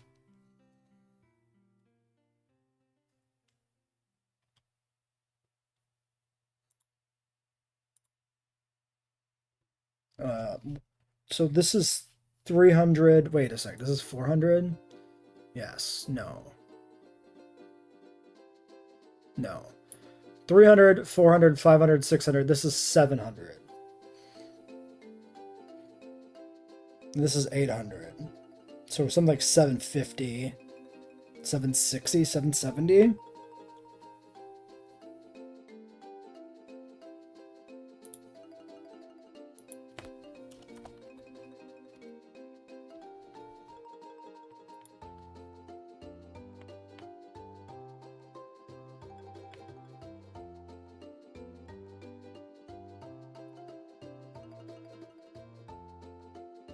Okay, spacing is too much. Call it 70.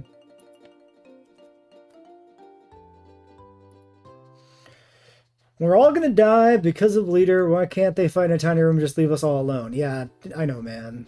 It's it's pretty bad that the people who make the decisions don't have to be the ones to experience the consequences of them. Hell, the people in charge of the U.S. right now, you know, old fucks, they're not going to be alive to see some of the consequences of their fucking decisions. They're going to die of old age before anything fucking happens to them. It's bullshit. 80-year-olds should not be making decisions about the livelihoods of people in their 20s and 30s. That's insane. Okay. Position's pretty good. Slightly too far. 75. I think 75 is going to be too short. You think Trump has amnesia? I think he's got dementia. I think he got the wrong ja.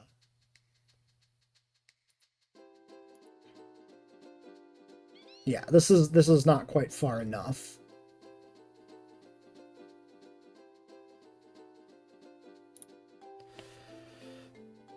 So call it 77.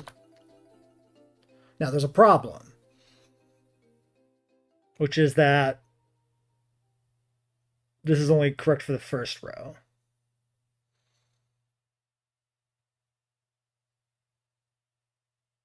So we actually should put this down.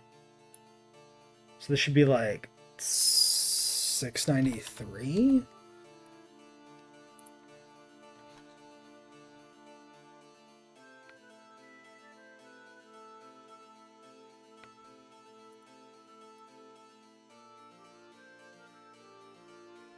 Okay.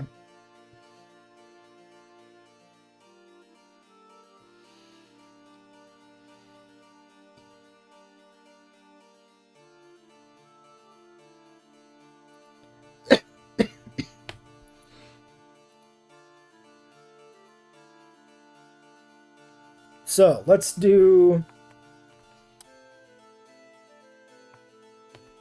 call something called N2. N2 equals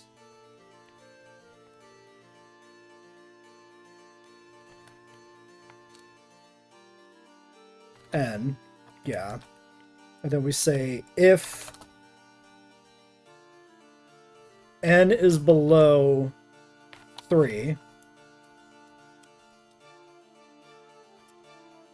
N2 equals N plus 1. So that will now move this alongside. Okay, this is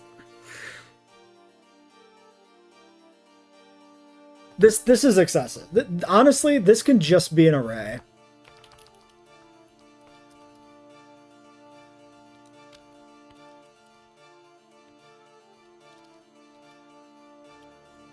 Because we have to put in so much logic to actually do this automatically, there's just no value in it.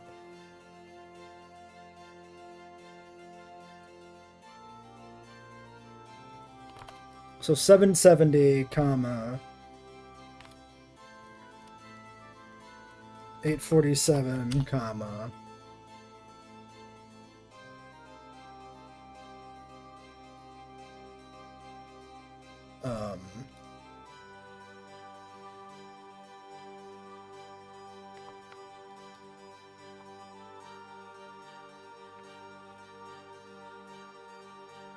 right.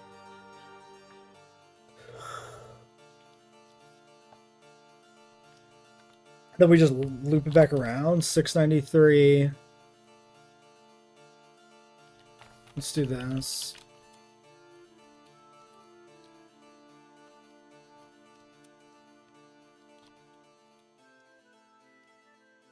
Wait, is it no,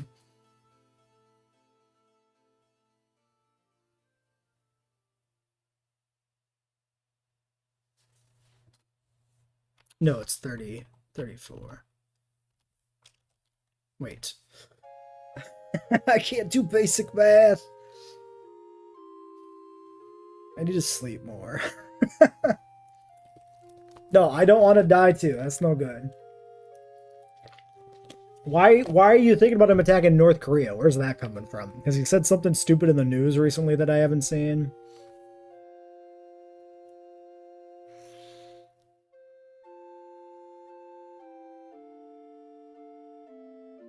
No, I was right before I'm stupid.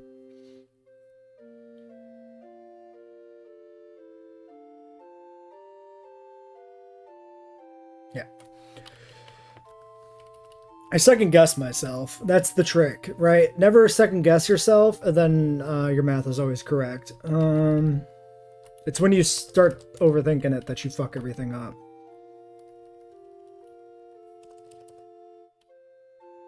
Okay. 1, 2, 3, 4, 5, 6, 7, 8, 9, 10, 11, 12 numbers. Those should be the x coordinates. The y coordinates then are simply 185, 185, 185, and then whatever the progression path is. So it's going to be... Let's just delete all this shit.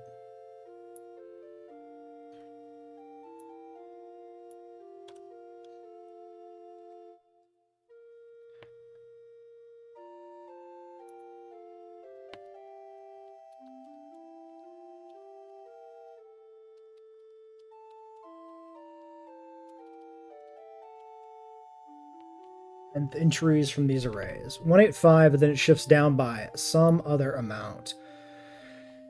Let's just call it 100.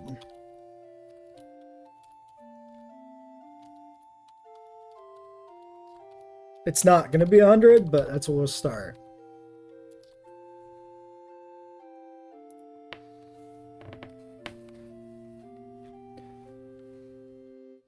We never know what Trump's going to do because the man is insane. So, who knows? Okay. See, that's much better. Like, obviously the alignment's still wrong overall. But, it was just much simpler to code the x coordinates than try to account for the blanks.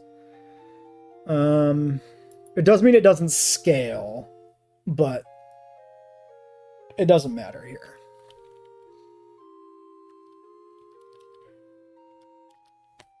We could do this with defining the initial coordinates and the gap sizes and like still populate this chart.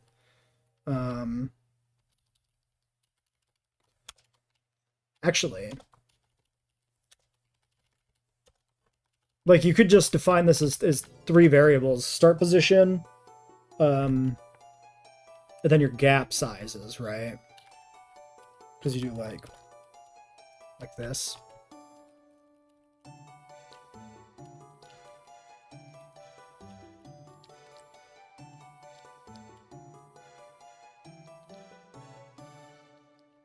So what you should really do is make this a variable right now, because why not?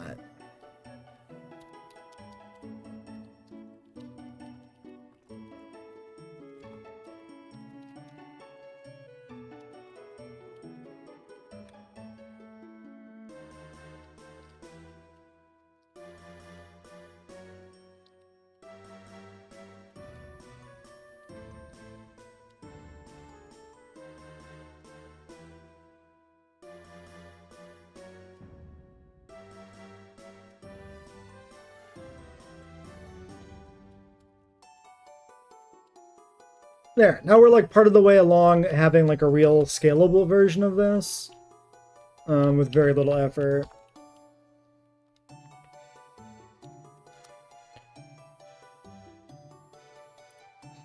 Also, we don't have to change a billion numbers when we inevitably change the spacing. So that's good too.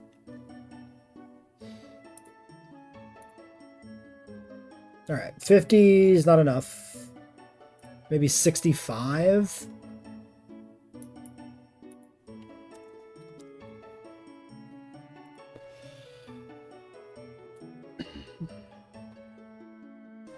It's already 9:40?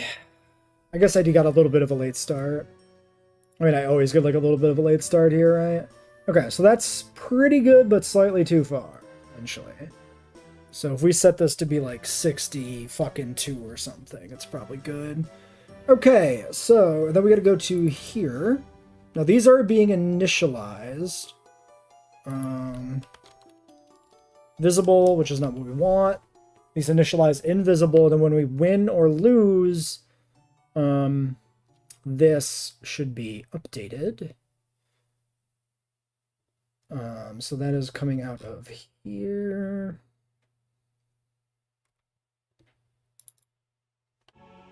So this information is being pulled from tournament array.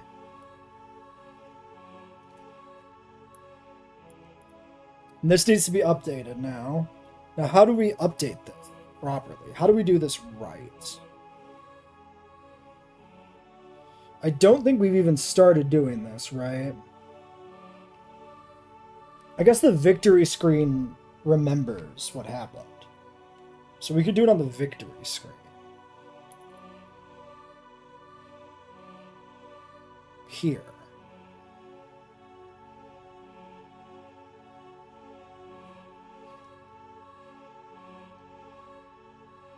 Yeah, because this has the end HP stuff. Okay. Create GML code. Alright, we'll be right back, and then we'll do this. It shouldn't be too hard to set up.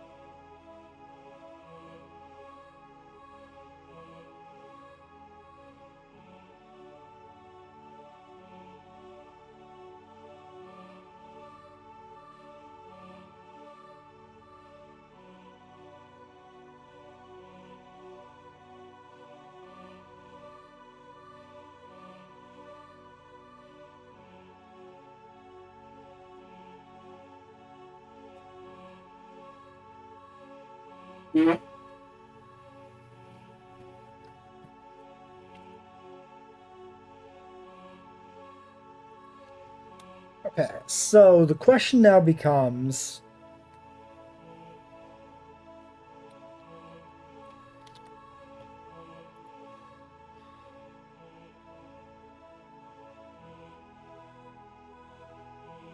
which pieces of information do we need to connect this? Name and the HP values.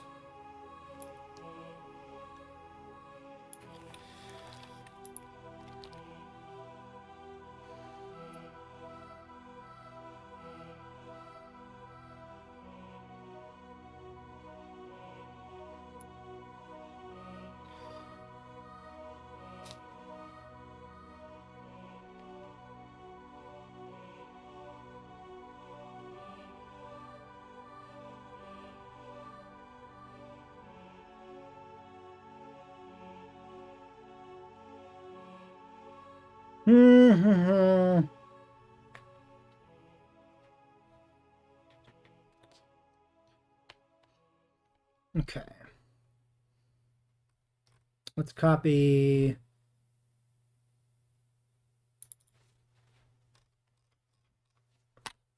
the tournament array. Oh, it even says right here, see victory screen. So I already knew where to plug that in.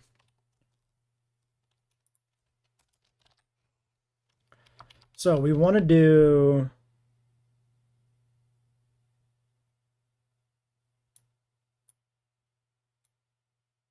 let's do this.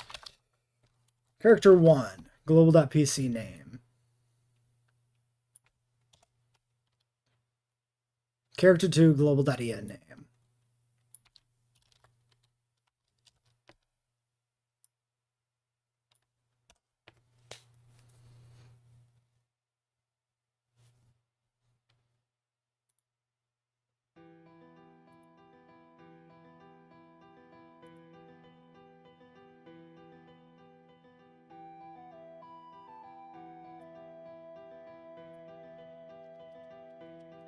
Character 1 HP, global.ending player HP divided by global.pc.hp.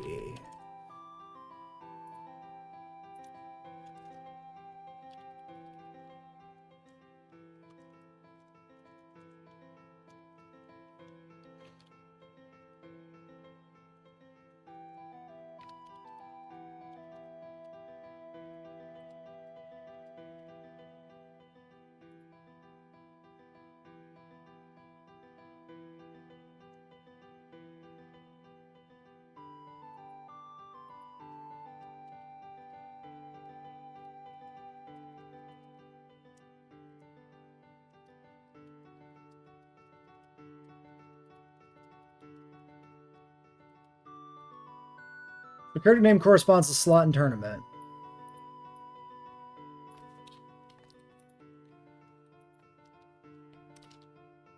HP total at end.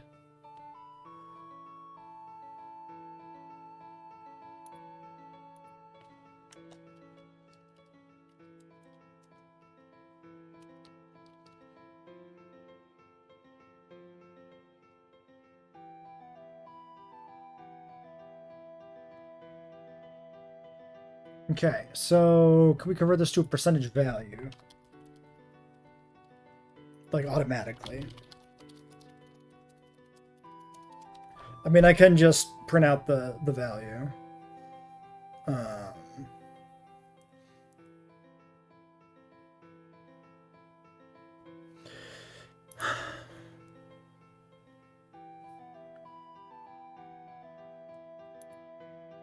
Yeah, let's just do it ourselves. Fucking who cares?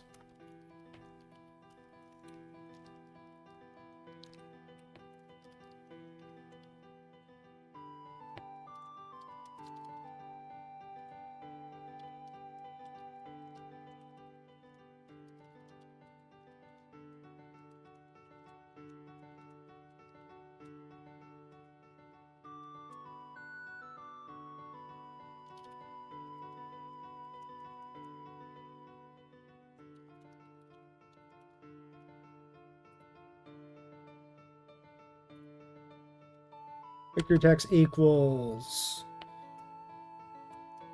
You lose.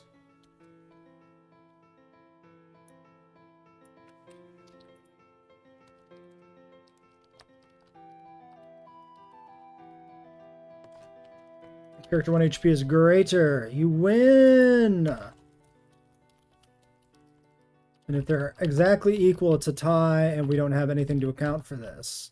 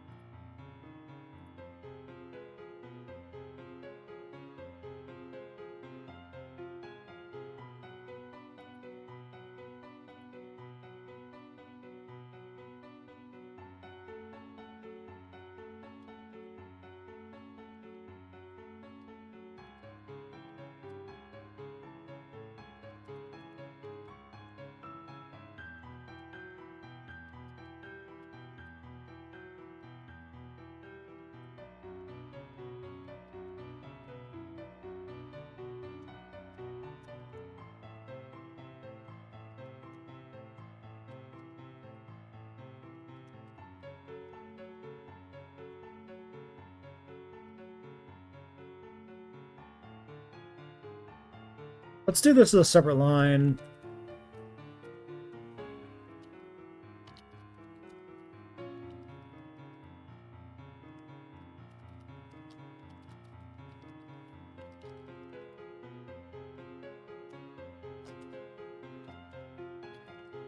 Tie, you win, you lose. This is always the same.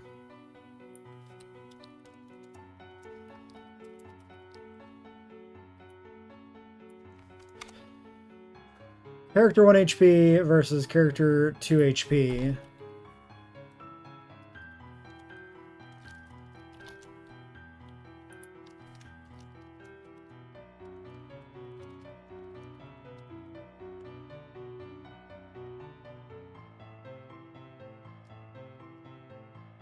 Okay.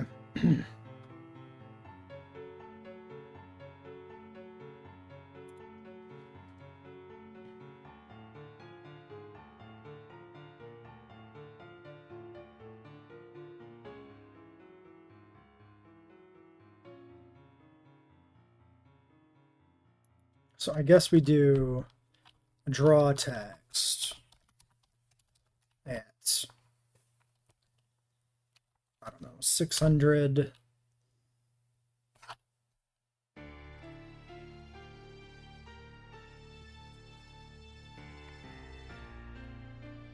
Over 100.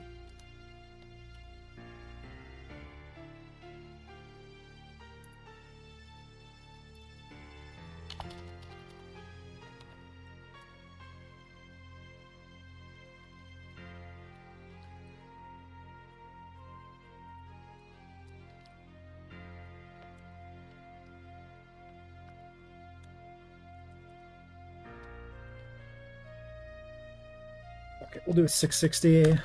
Fine. 660 victory text. VT2, it doesn't matter where. Okay. You lose or win, you tie, the actual percentage values for the comparison.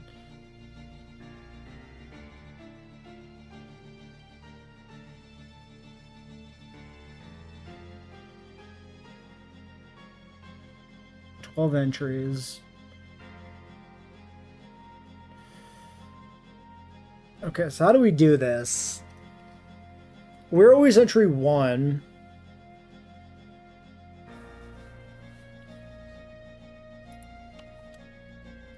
Entrant equals 1.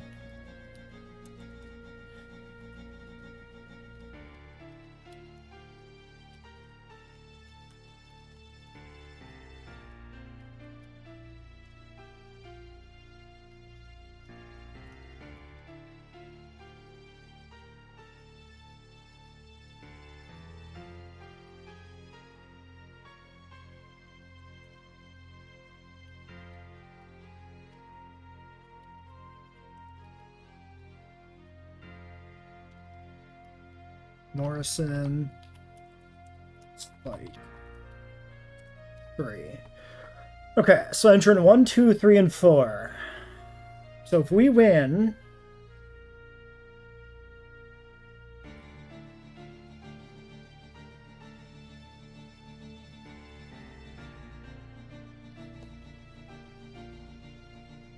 we use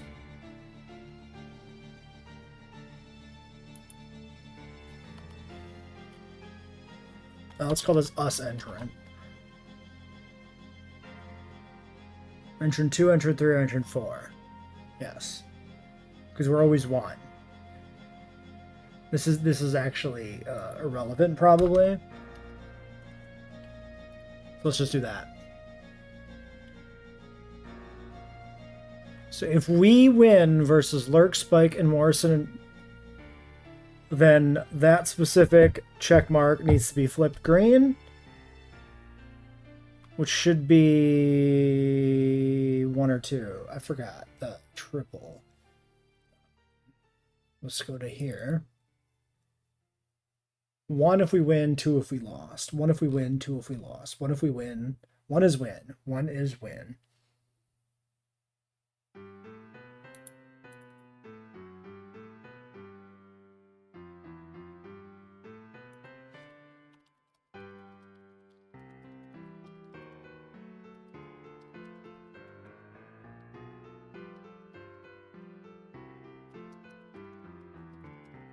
Need to add tie. Okay, so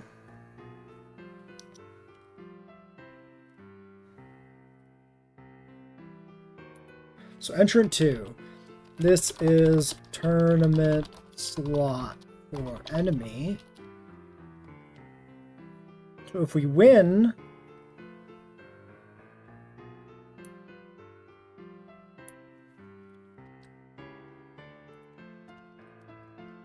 global tournament array, where the index is the entrant, equals 1.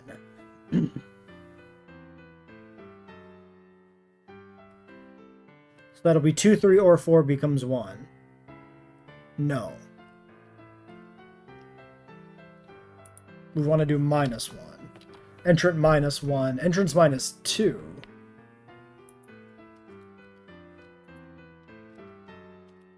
Entrant -2 to match. Visual.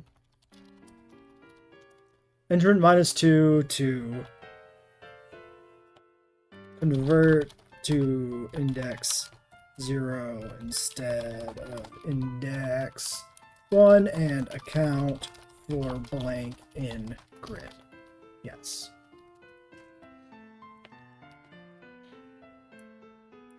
So 0, 1, and 2. Those will be correctly updated if we win. If we lose, and if we tie, we'll leave it alone for now. If we lose, this becomes 2. Okay. At the same time, we need to update the counterpart, which is going to be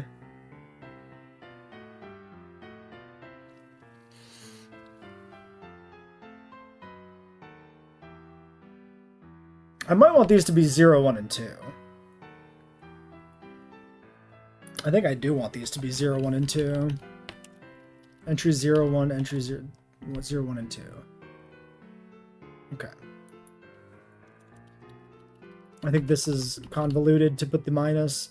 It is more confusing than it isn't.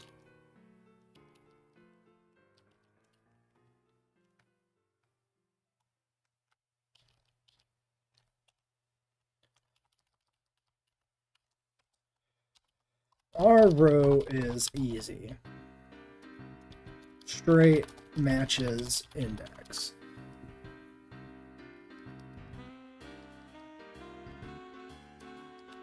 So, the other one we got to edit is then who wins. So that becomes global.tournament array. And this is more complicated.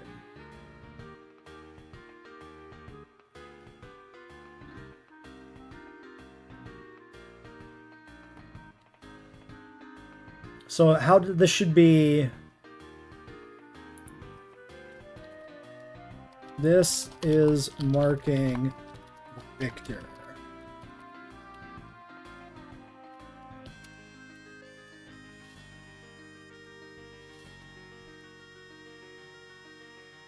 So if 0, 1, entrant 0, 1, we start at index 4. Entrant 1 at index 7.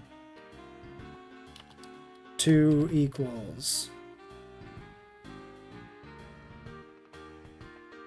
Wait. Well, 0, 1, and 2. We start at index 3. 6 and 9.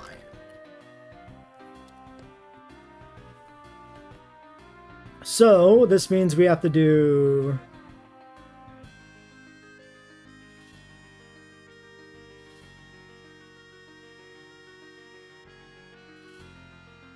it's 3 times plus 3, right? Yeah.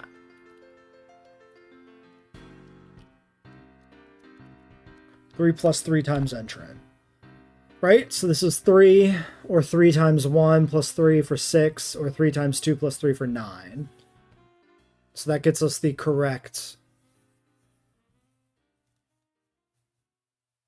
sets. This is not actually the value. Well, it is for us. Yes. Because this is the only 3 spots that'll ever get filled out. Yes.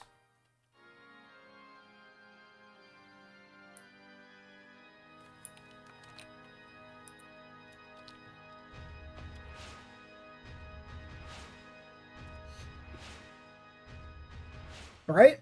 So updating 0, 1, and 2. And then 3, 6, and 9. Yes.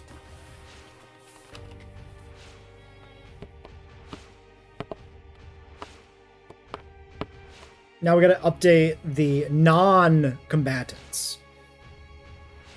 So...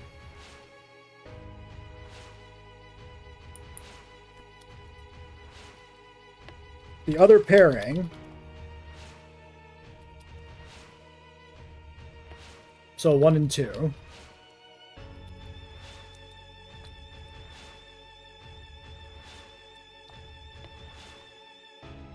Zero and 2.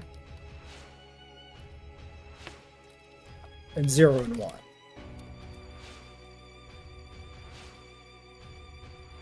Yep. Okay.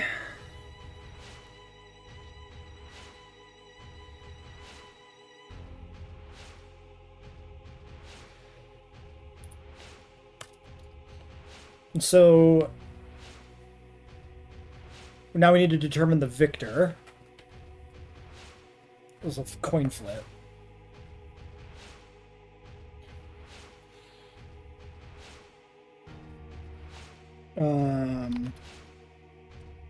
Picker. What does this do?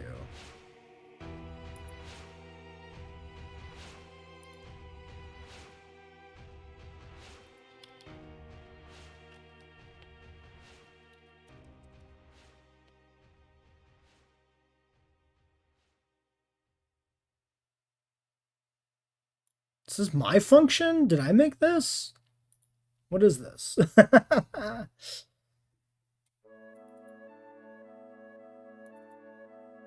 Why does this not have a pop-up?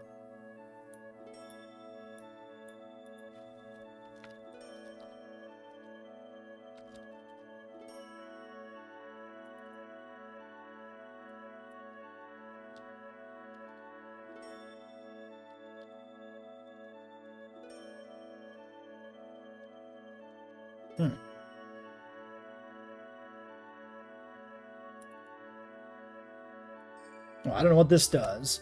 So we want to pick an item from a list at random. Pick random from list. Choose. Choose. This value return the same value every time the game is run afresh due to game maker trying the same initial random seed. Use randomize at the start of the game. We should have this.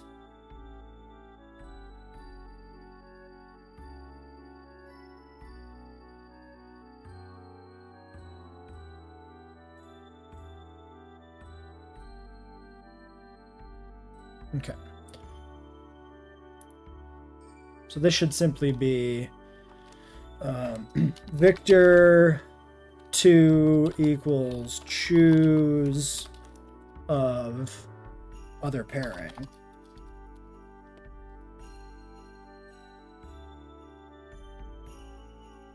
No less than 2 arguments, but 1 are provided.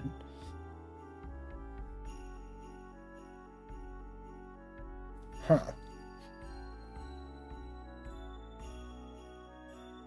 So it doesn't like that I'm not using an using an array. That's annoying.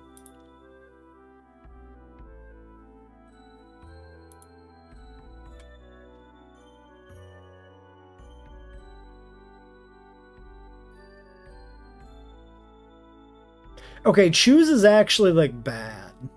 Kinda. Maybe there's some very particular niche usage that's better here, but for this, I mean, it'll work for this.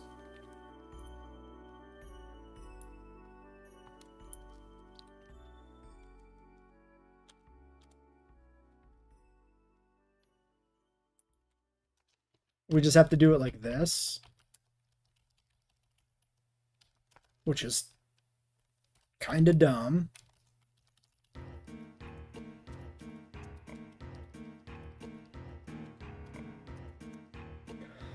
But whatever. So it chooses between the entries.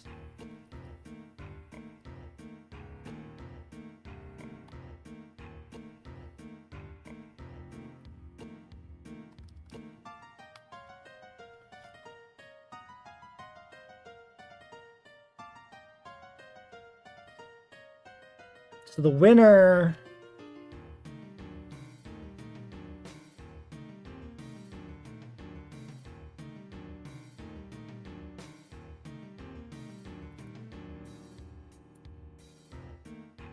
Hold on.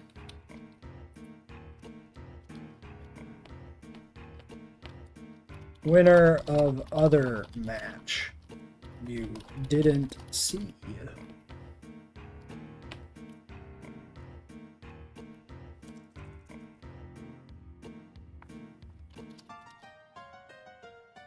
So this should be...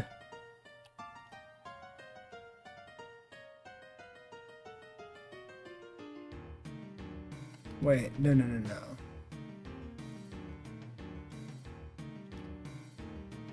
Hold on. Okay, this is 1 plus Victor 2. Right? Because if Zeroth wins, this should be in, like, row 1, row 2, and row 3. Because row 0 is the player. So you always have to add 1.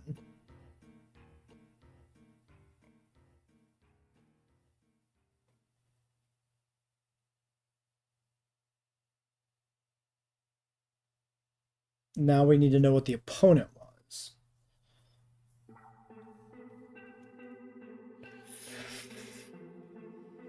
Okay, this sucks. Yeah, choose is bad. Choose is bad. This is not... This is shit. Shuffling an array is what we want.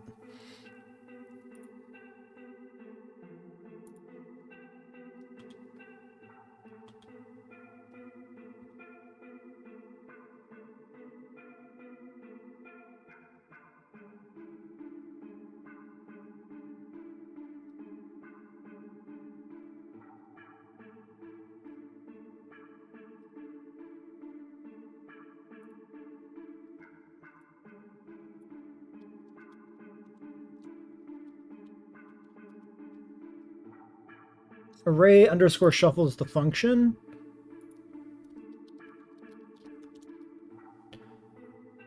Array shuffle takes no less than 1 argument. With this function, you can shuffle an array. A new array returns a copy of the original entry shuffled.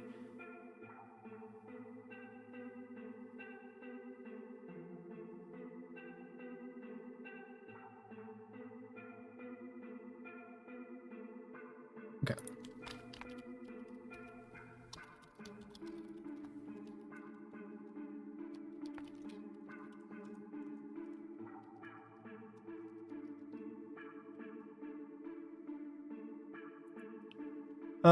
This is... Yes.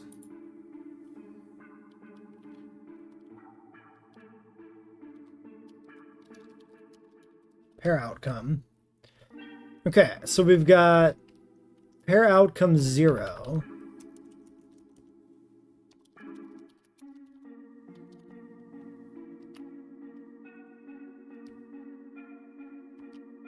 Let's do it. Let's calculate this on a different line. Because this is, we're going to think about this. This is confusing and complicated.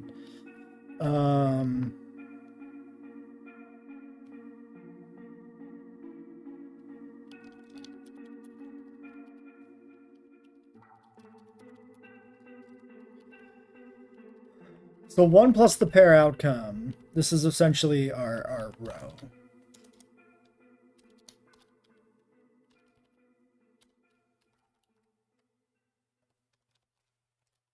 For 1, 2, or 3. For index 0, 1, or 2. And then we need the essentially the column. So the loser, this will be the other thing, which will be 0, 1, or 2. Column 0, 1, or 2 for loser. Which means this is just the same thing, right? Because we are row 1, column 1. Yes. So if Lurk, who is 0, beats Spike, who is 1, because we fought Morrison, Lurk will be the victor. So this will be 1. And Spike will be the loser, so this will be a 2. So this will sum to 3. Let's write that down. So if Lurk beats Spike,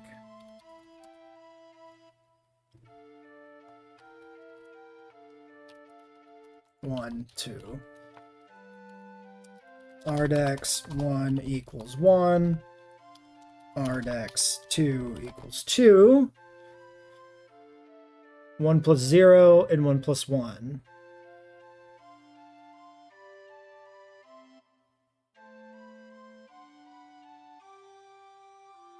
So then it's what, 3 plus both of these?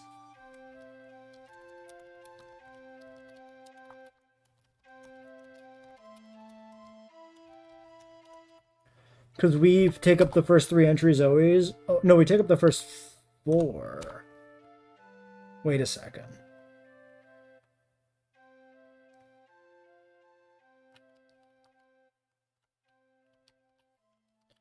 Right, because these are 1, 2, or 3. Make sure the note's correct. Okay. So Lurk has beaten Spike. So there should be a green check mark in data entry 5. Because Lurk is the second of 4. And he beat the third of 4.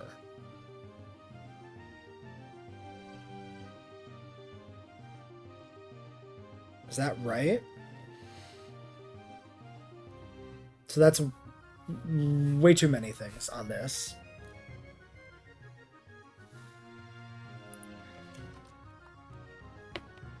One? Wait. Oh my god. Why is it so confusing to me?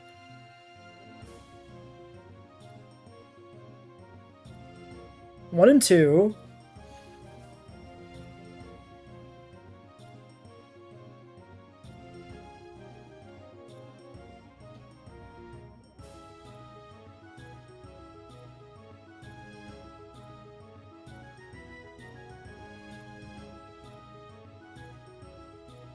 So Lurk beats Spike. And now what if Spike beats Lurk? That's different. It's not simply the raw index. Because that would be the same effect. Yeah, these can't be identical. That doesn't make any fucking sense. Wait a second. Okay, I need to draw myself a goddamn picture, or I'm gonna just be losing my fucking mind the whole time. Okay, so we've got a 4x4 grid. And we've got 4 invalid spaces. So 0, 1, 2, 3, 4, 5, 6, 7, 8, 9, 10, and 11 for the indexes. The first row, we already have this handled. Done. The first column, we have this handled. Done, because these are the ones that are the player. So the first entry that matters is index 4.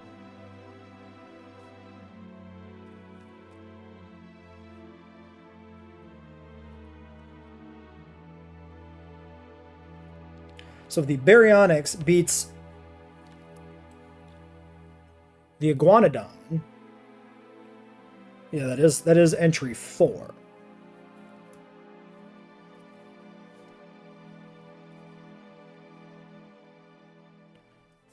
It's 4 and 7. 4 and 7 are the two numbers we're interested in here.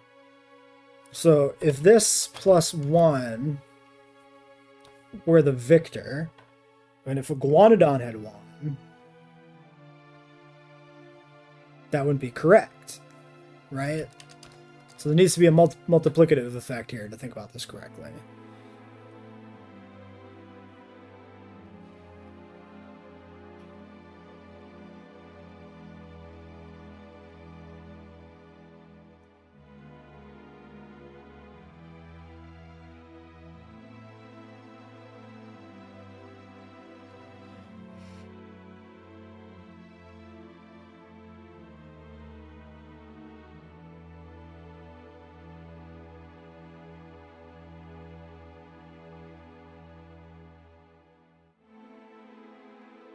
Okay, so if we always add 1, because you can't multiply them by 0 and never scale to anything. What do I do, like times 4?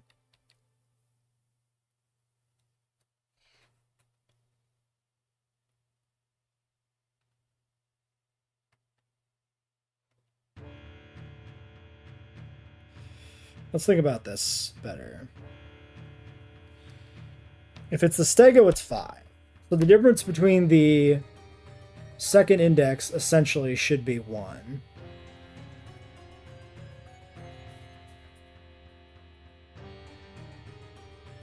I'm cooked. Why can I not think of this properly?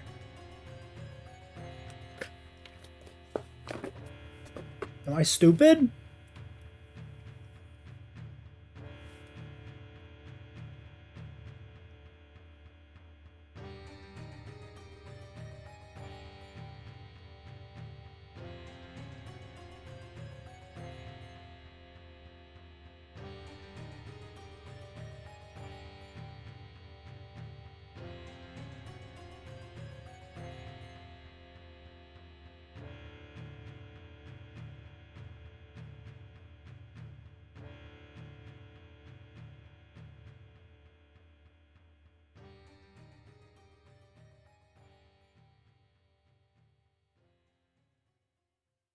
Okay. Wait. This should be...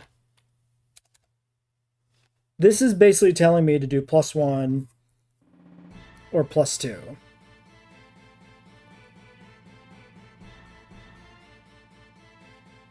Essentially +1 or +2 from the 0th position, which is fine. This always makes sense? No. What if it's 0? Yeah, okay, wait. So if it's 1 plus 0, 1, and 2, now it becomes 1, 2, and 3.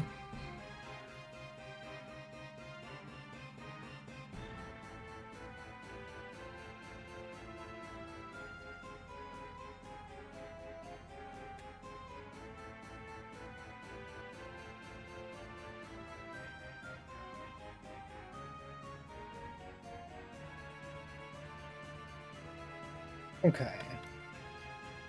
So, this would be 1 and 2. That's correct. Or it would be 2 and 1 if it's on the opposite direction. So those are the correct row and column coordinates. I just need a way to translate those consistently to the index.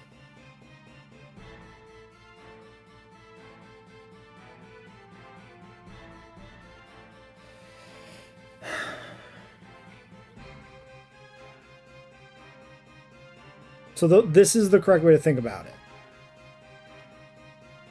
in terms of the row and the column value.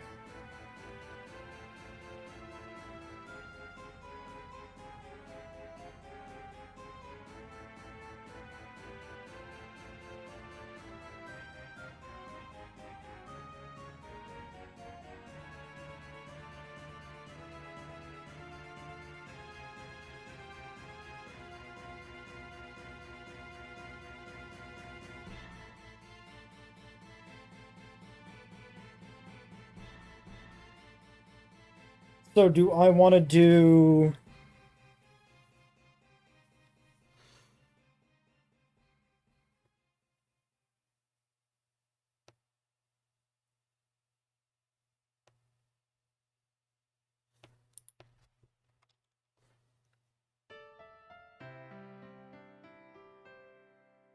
like double the Ardex value?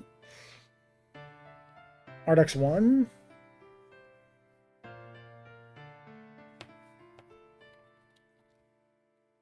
Is it just this?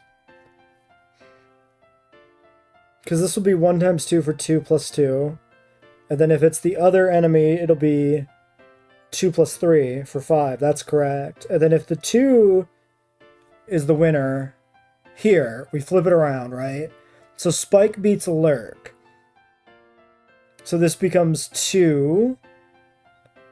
And that's doubled to 4. Then we add... No, we add 1. 5. Wait. Fuck you! Why am I stupid?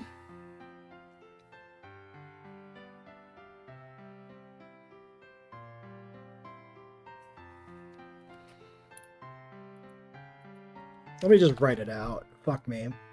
2 and 2.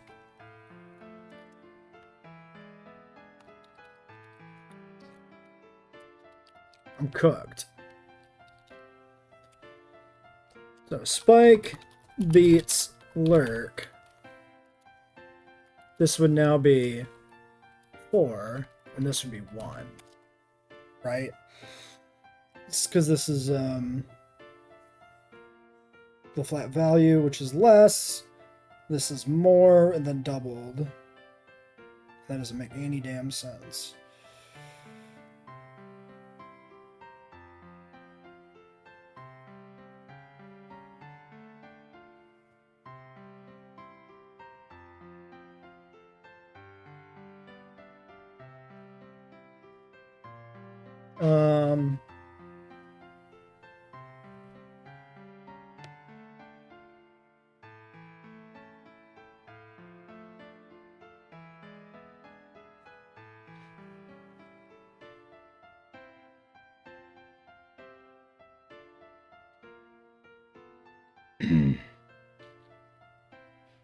This shouldn't be this complicated. Am I actually just completely fried now tonight? Like, am I done? Is my brain falling out of my fucking head?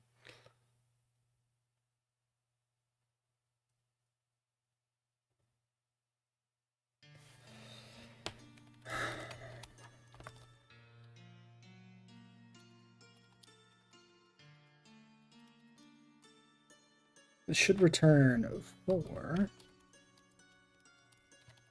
And this should return 7.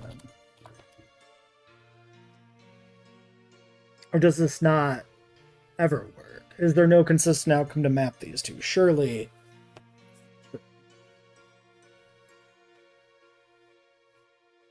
No, this has to be mathematically doable. I'm confident. Every instinct tells me this is easily solved, and I'm just being stupid.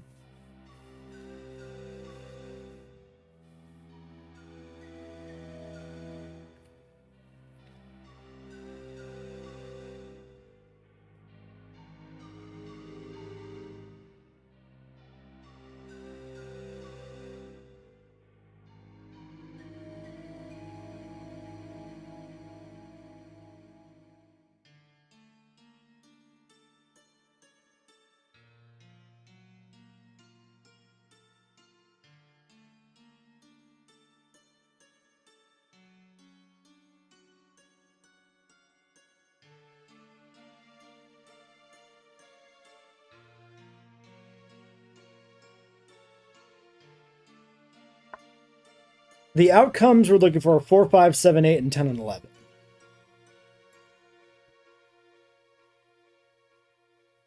Let's think about this backwards.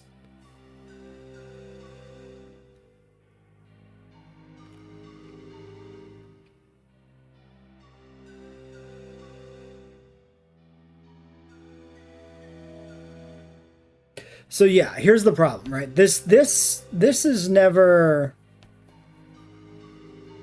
Because of the blanks existing, we should have just put the blanks in the list. Removing the blank indexes is actually complicates everything, kinda. Well, the problem is, no, for the things that don't generate on the UI, it's kind of a wash.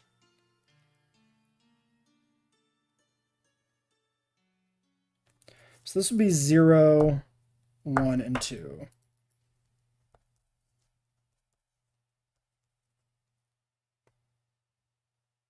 So we should generate a value of 3 and like 7.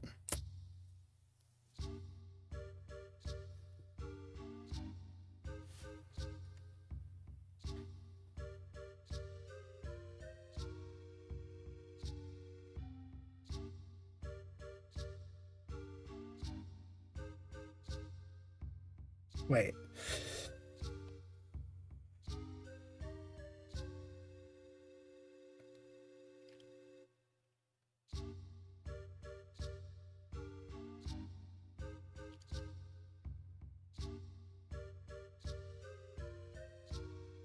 Yeah, no, that makes sense. The second index always makes sense. 1 plus the value gets us out of the first column and always increments correctly across the rows. That would return 10, 11, whatever is appropriate. That is right. I'm 100% confident that's correct. It's the way we dictate the row that's like wrong. Because it should just be 3 times. This is why I'm stupid. Yeah, thinking about it backwards is better. Right? So, Lurk beats Spike. Ardex 1. Wait.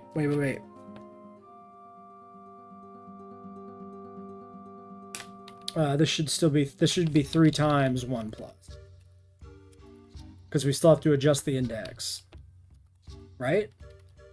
Right? That's the trick. Ardex 1 is 1. Ardex 2... Wait.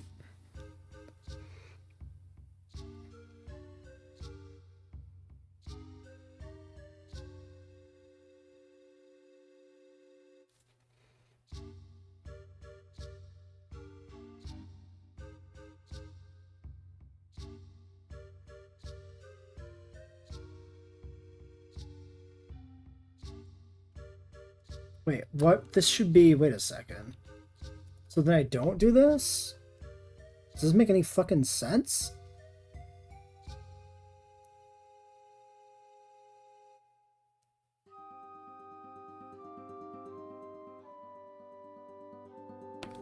This is correct.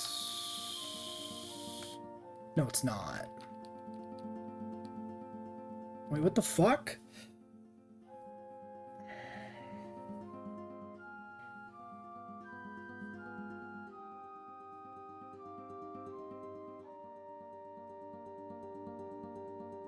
Okay, so baryonics is index 0.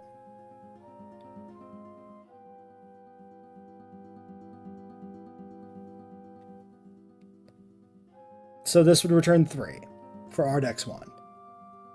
Iguanodon is index 1.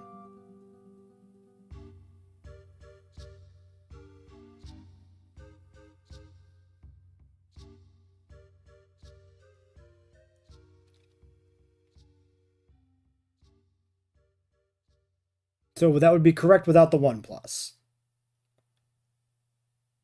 We would get 3, we would get 1, that would sum to index 4. And then if it's Stegosaurus, it would sum to index 5.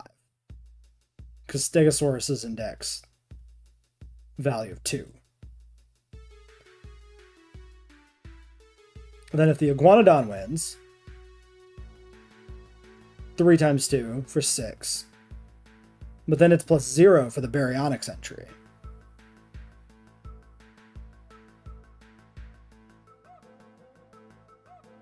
So this doesn't work then.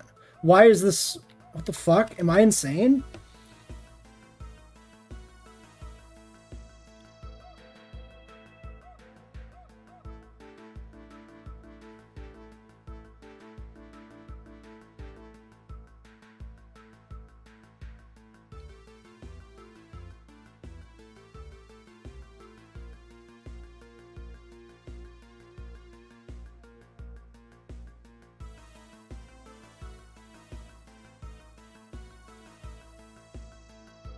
The fuck?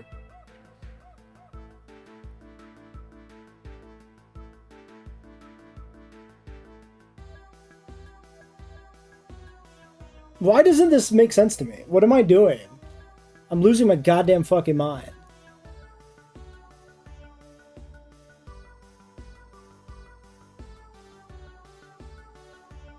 This isn't complicated, but I want to like do it right without just like hard coding the indexes.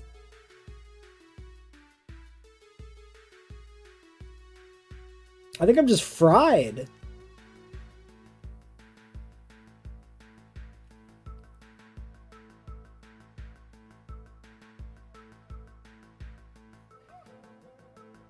Why doesn't this make sense to me?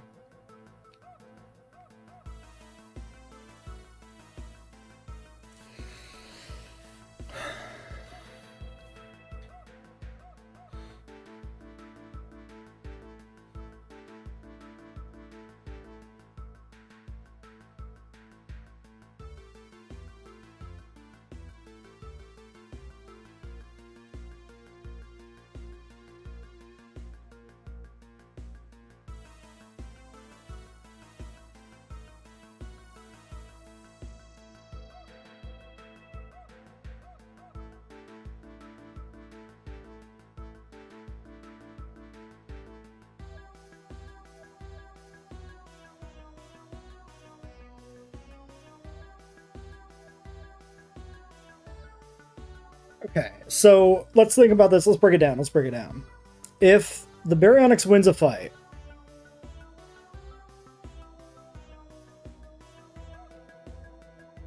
oh, wait a second.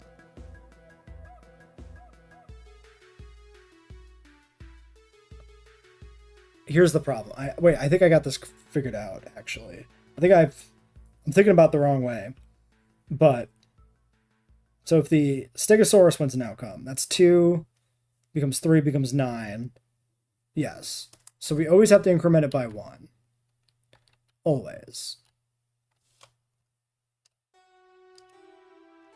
Hold on.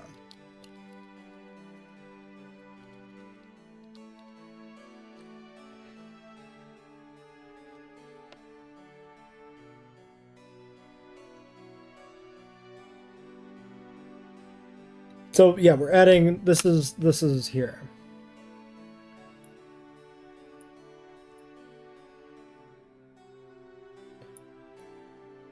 Let's just write this down. This increments by 1 or 2.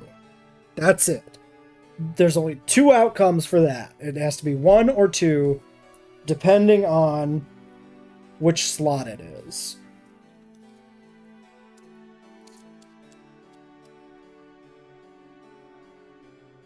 So how do we make that work?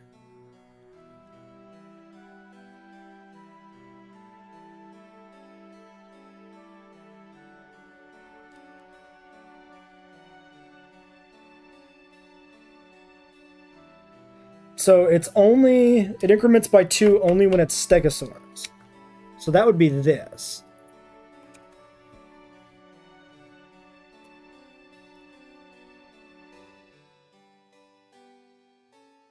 Not with the +1. Then if it's Iguanodon, it increments by 1 only if it's Stegosaurus, that's the lead. So if Stegosaurus beats Iguanodon, then we get the 9, and we add the 1 from Iguanodon.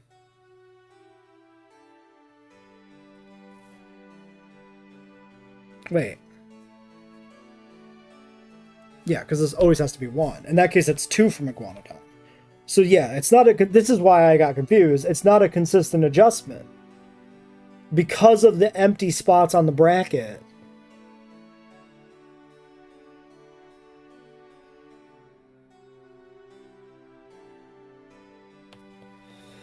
So this is, how do we do this then? How do we actually make this work? This increments by 1 or 2.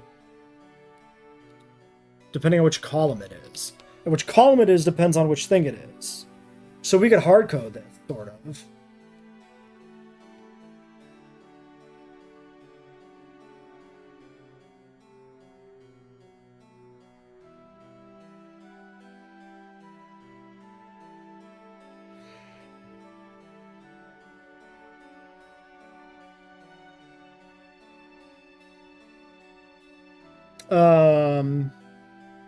Yeah, okay.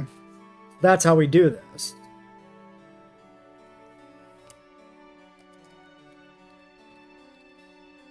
Which is to say that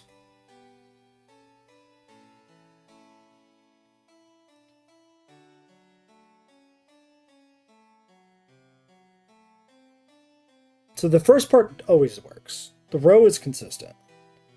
Wait, but if the row is consistent, can't I just rotate it in the other direction for the column? Why does that not work? Because the way the indexing counts is why that doesn't work.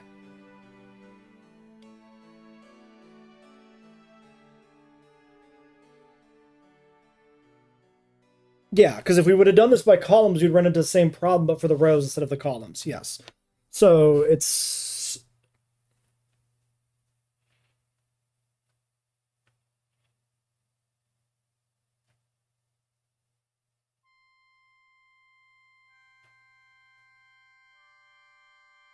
Okay. So let's write out the table results, right? So if this is a baryonyx victory, right, this is always 3. If it's an iguanodon victory, it's always 6, and if it's a stegosaurus victory, it's always 9. And then we have to do +1 or +2, depending on which thing it beat.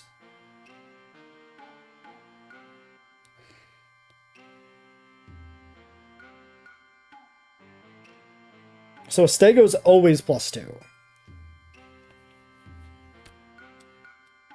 If you beat a stego, it's always +2.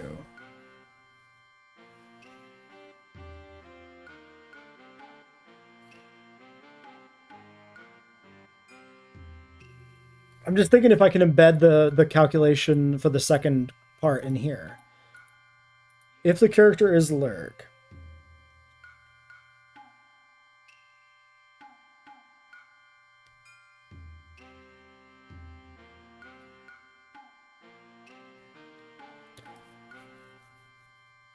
No, because that's the other pairing.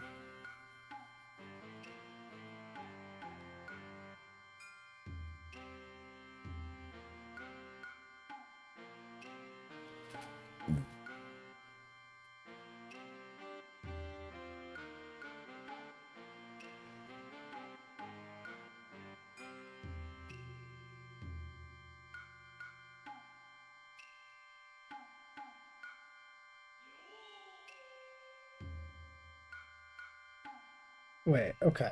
So, how do I do this? Fuck.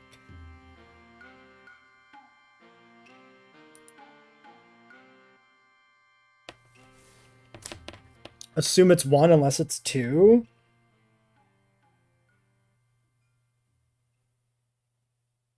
That might work.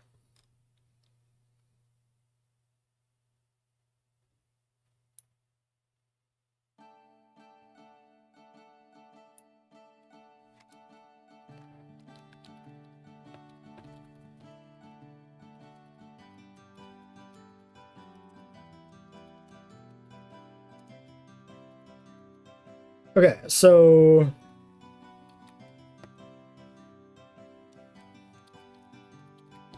if pair outcome index 1 absolutely equals 2,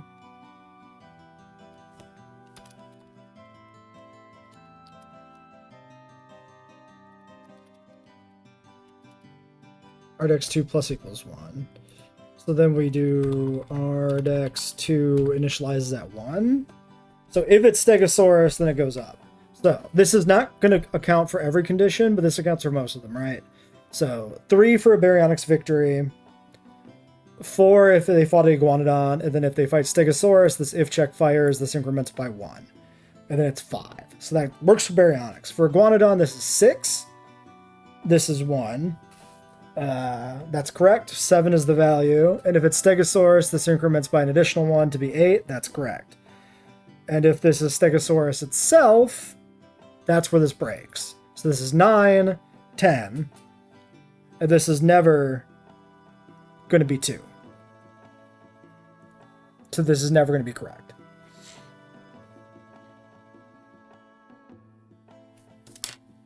So it's if pair outcome 1 equals 2, or this is the better way to do it. Yep, just thinking about the logic. I don't think you can actually do it mathematically because of the fact that there's the array gaps and how the coordinates fall out. I feel like you should be able to do this mathematically. I feel like this should work. I just don't know why. Maybe it's, I mean, the indexing, the Pythonic indexing starting at 0 makes it more complicated too. Not really, because you can just add 1 to that. It makes it slightly more complicated to think about. It doesn't make it more complicated mathematically or programmatically. I'm just being bad. Well, anyway, so this would be if pair outcome...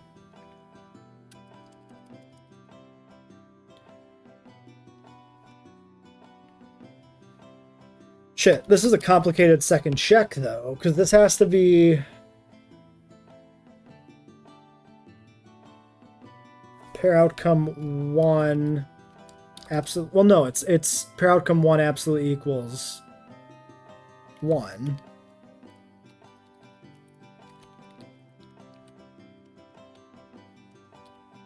And 0 is 0. Because then that means this was the... no, 2, sorry. If Stego wins against Iguanodon, yes. I still feel like this should be easier. We could add a sum. Probably doesn't help. So if this or this nested condition, then that should work. And then the actual full index is now this. Which is overly complicated. Well, whatever. I'm going to leave this here.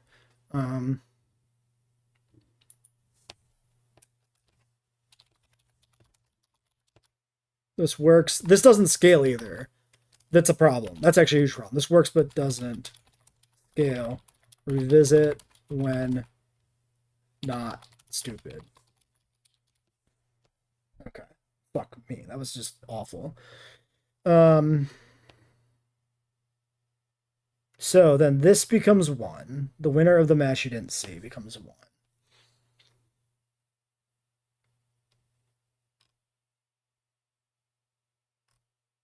And then we need the other person to become 2.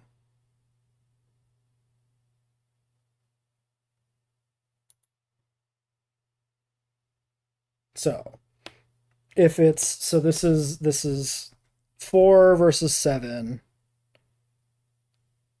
or 5 versus 10, or 8 versus 11. So plus minus, wait.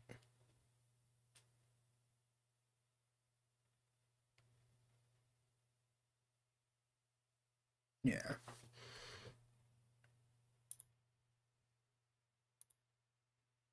I feel like this fucking pauses too soon. Oh my god, it's 10:45.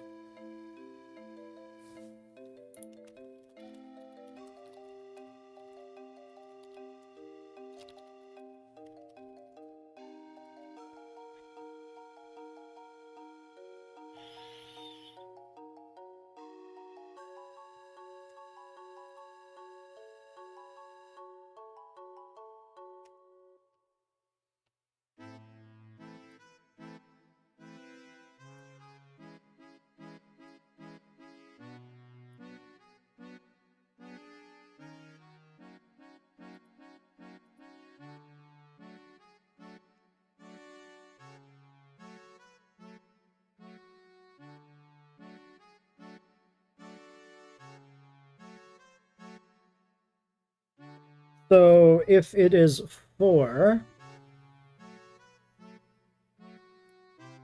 then we need the other side of this. Fuck, this is... There's a better way to do this. Let's just leave it here. Let's make a note. We need to also handle the loser. This is better handled by an index pair. So, Barry versus Iggy is 4 versus 7. Iggy versus Steg is 8 and 11. Yeah.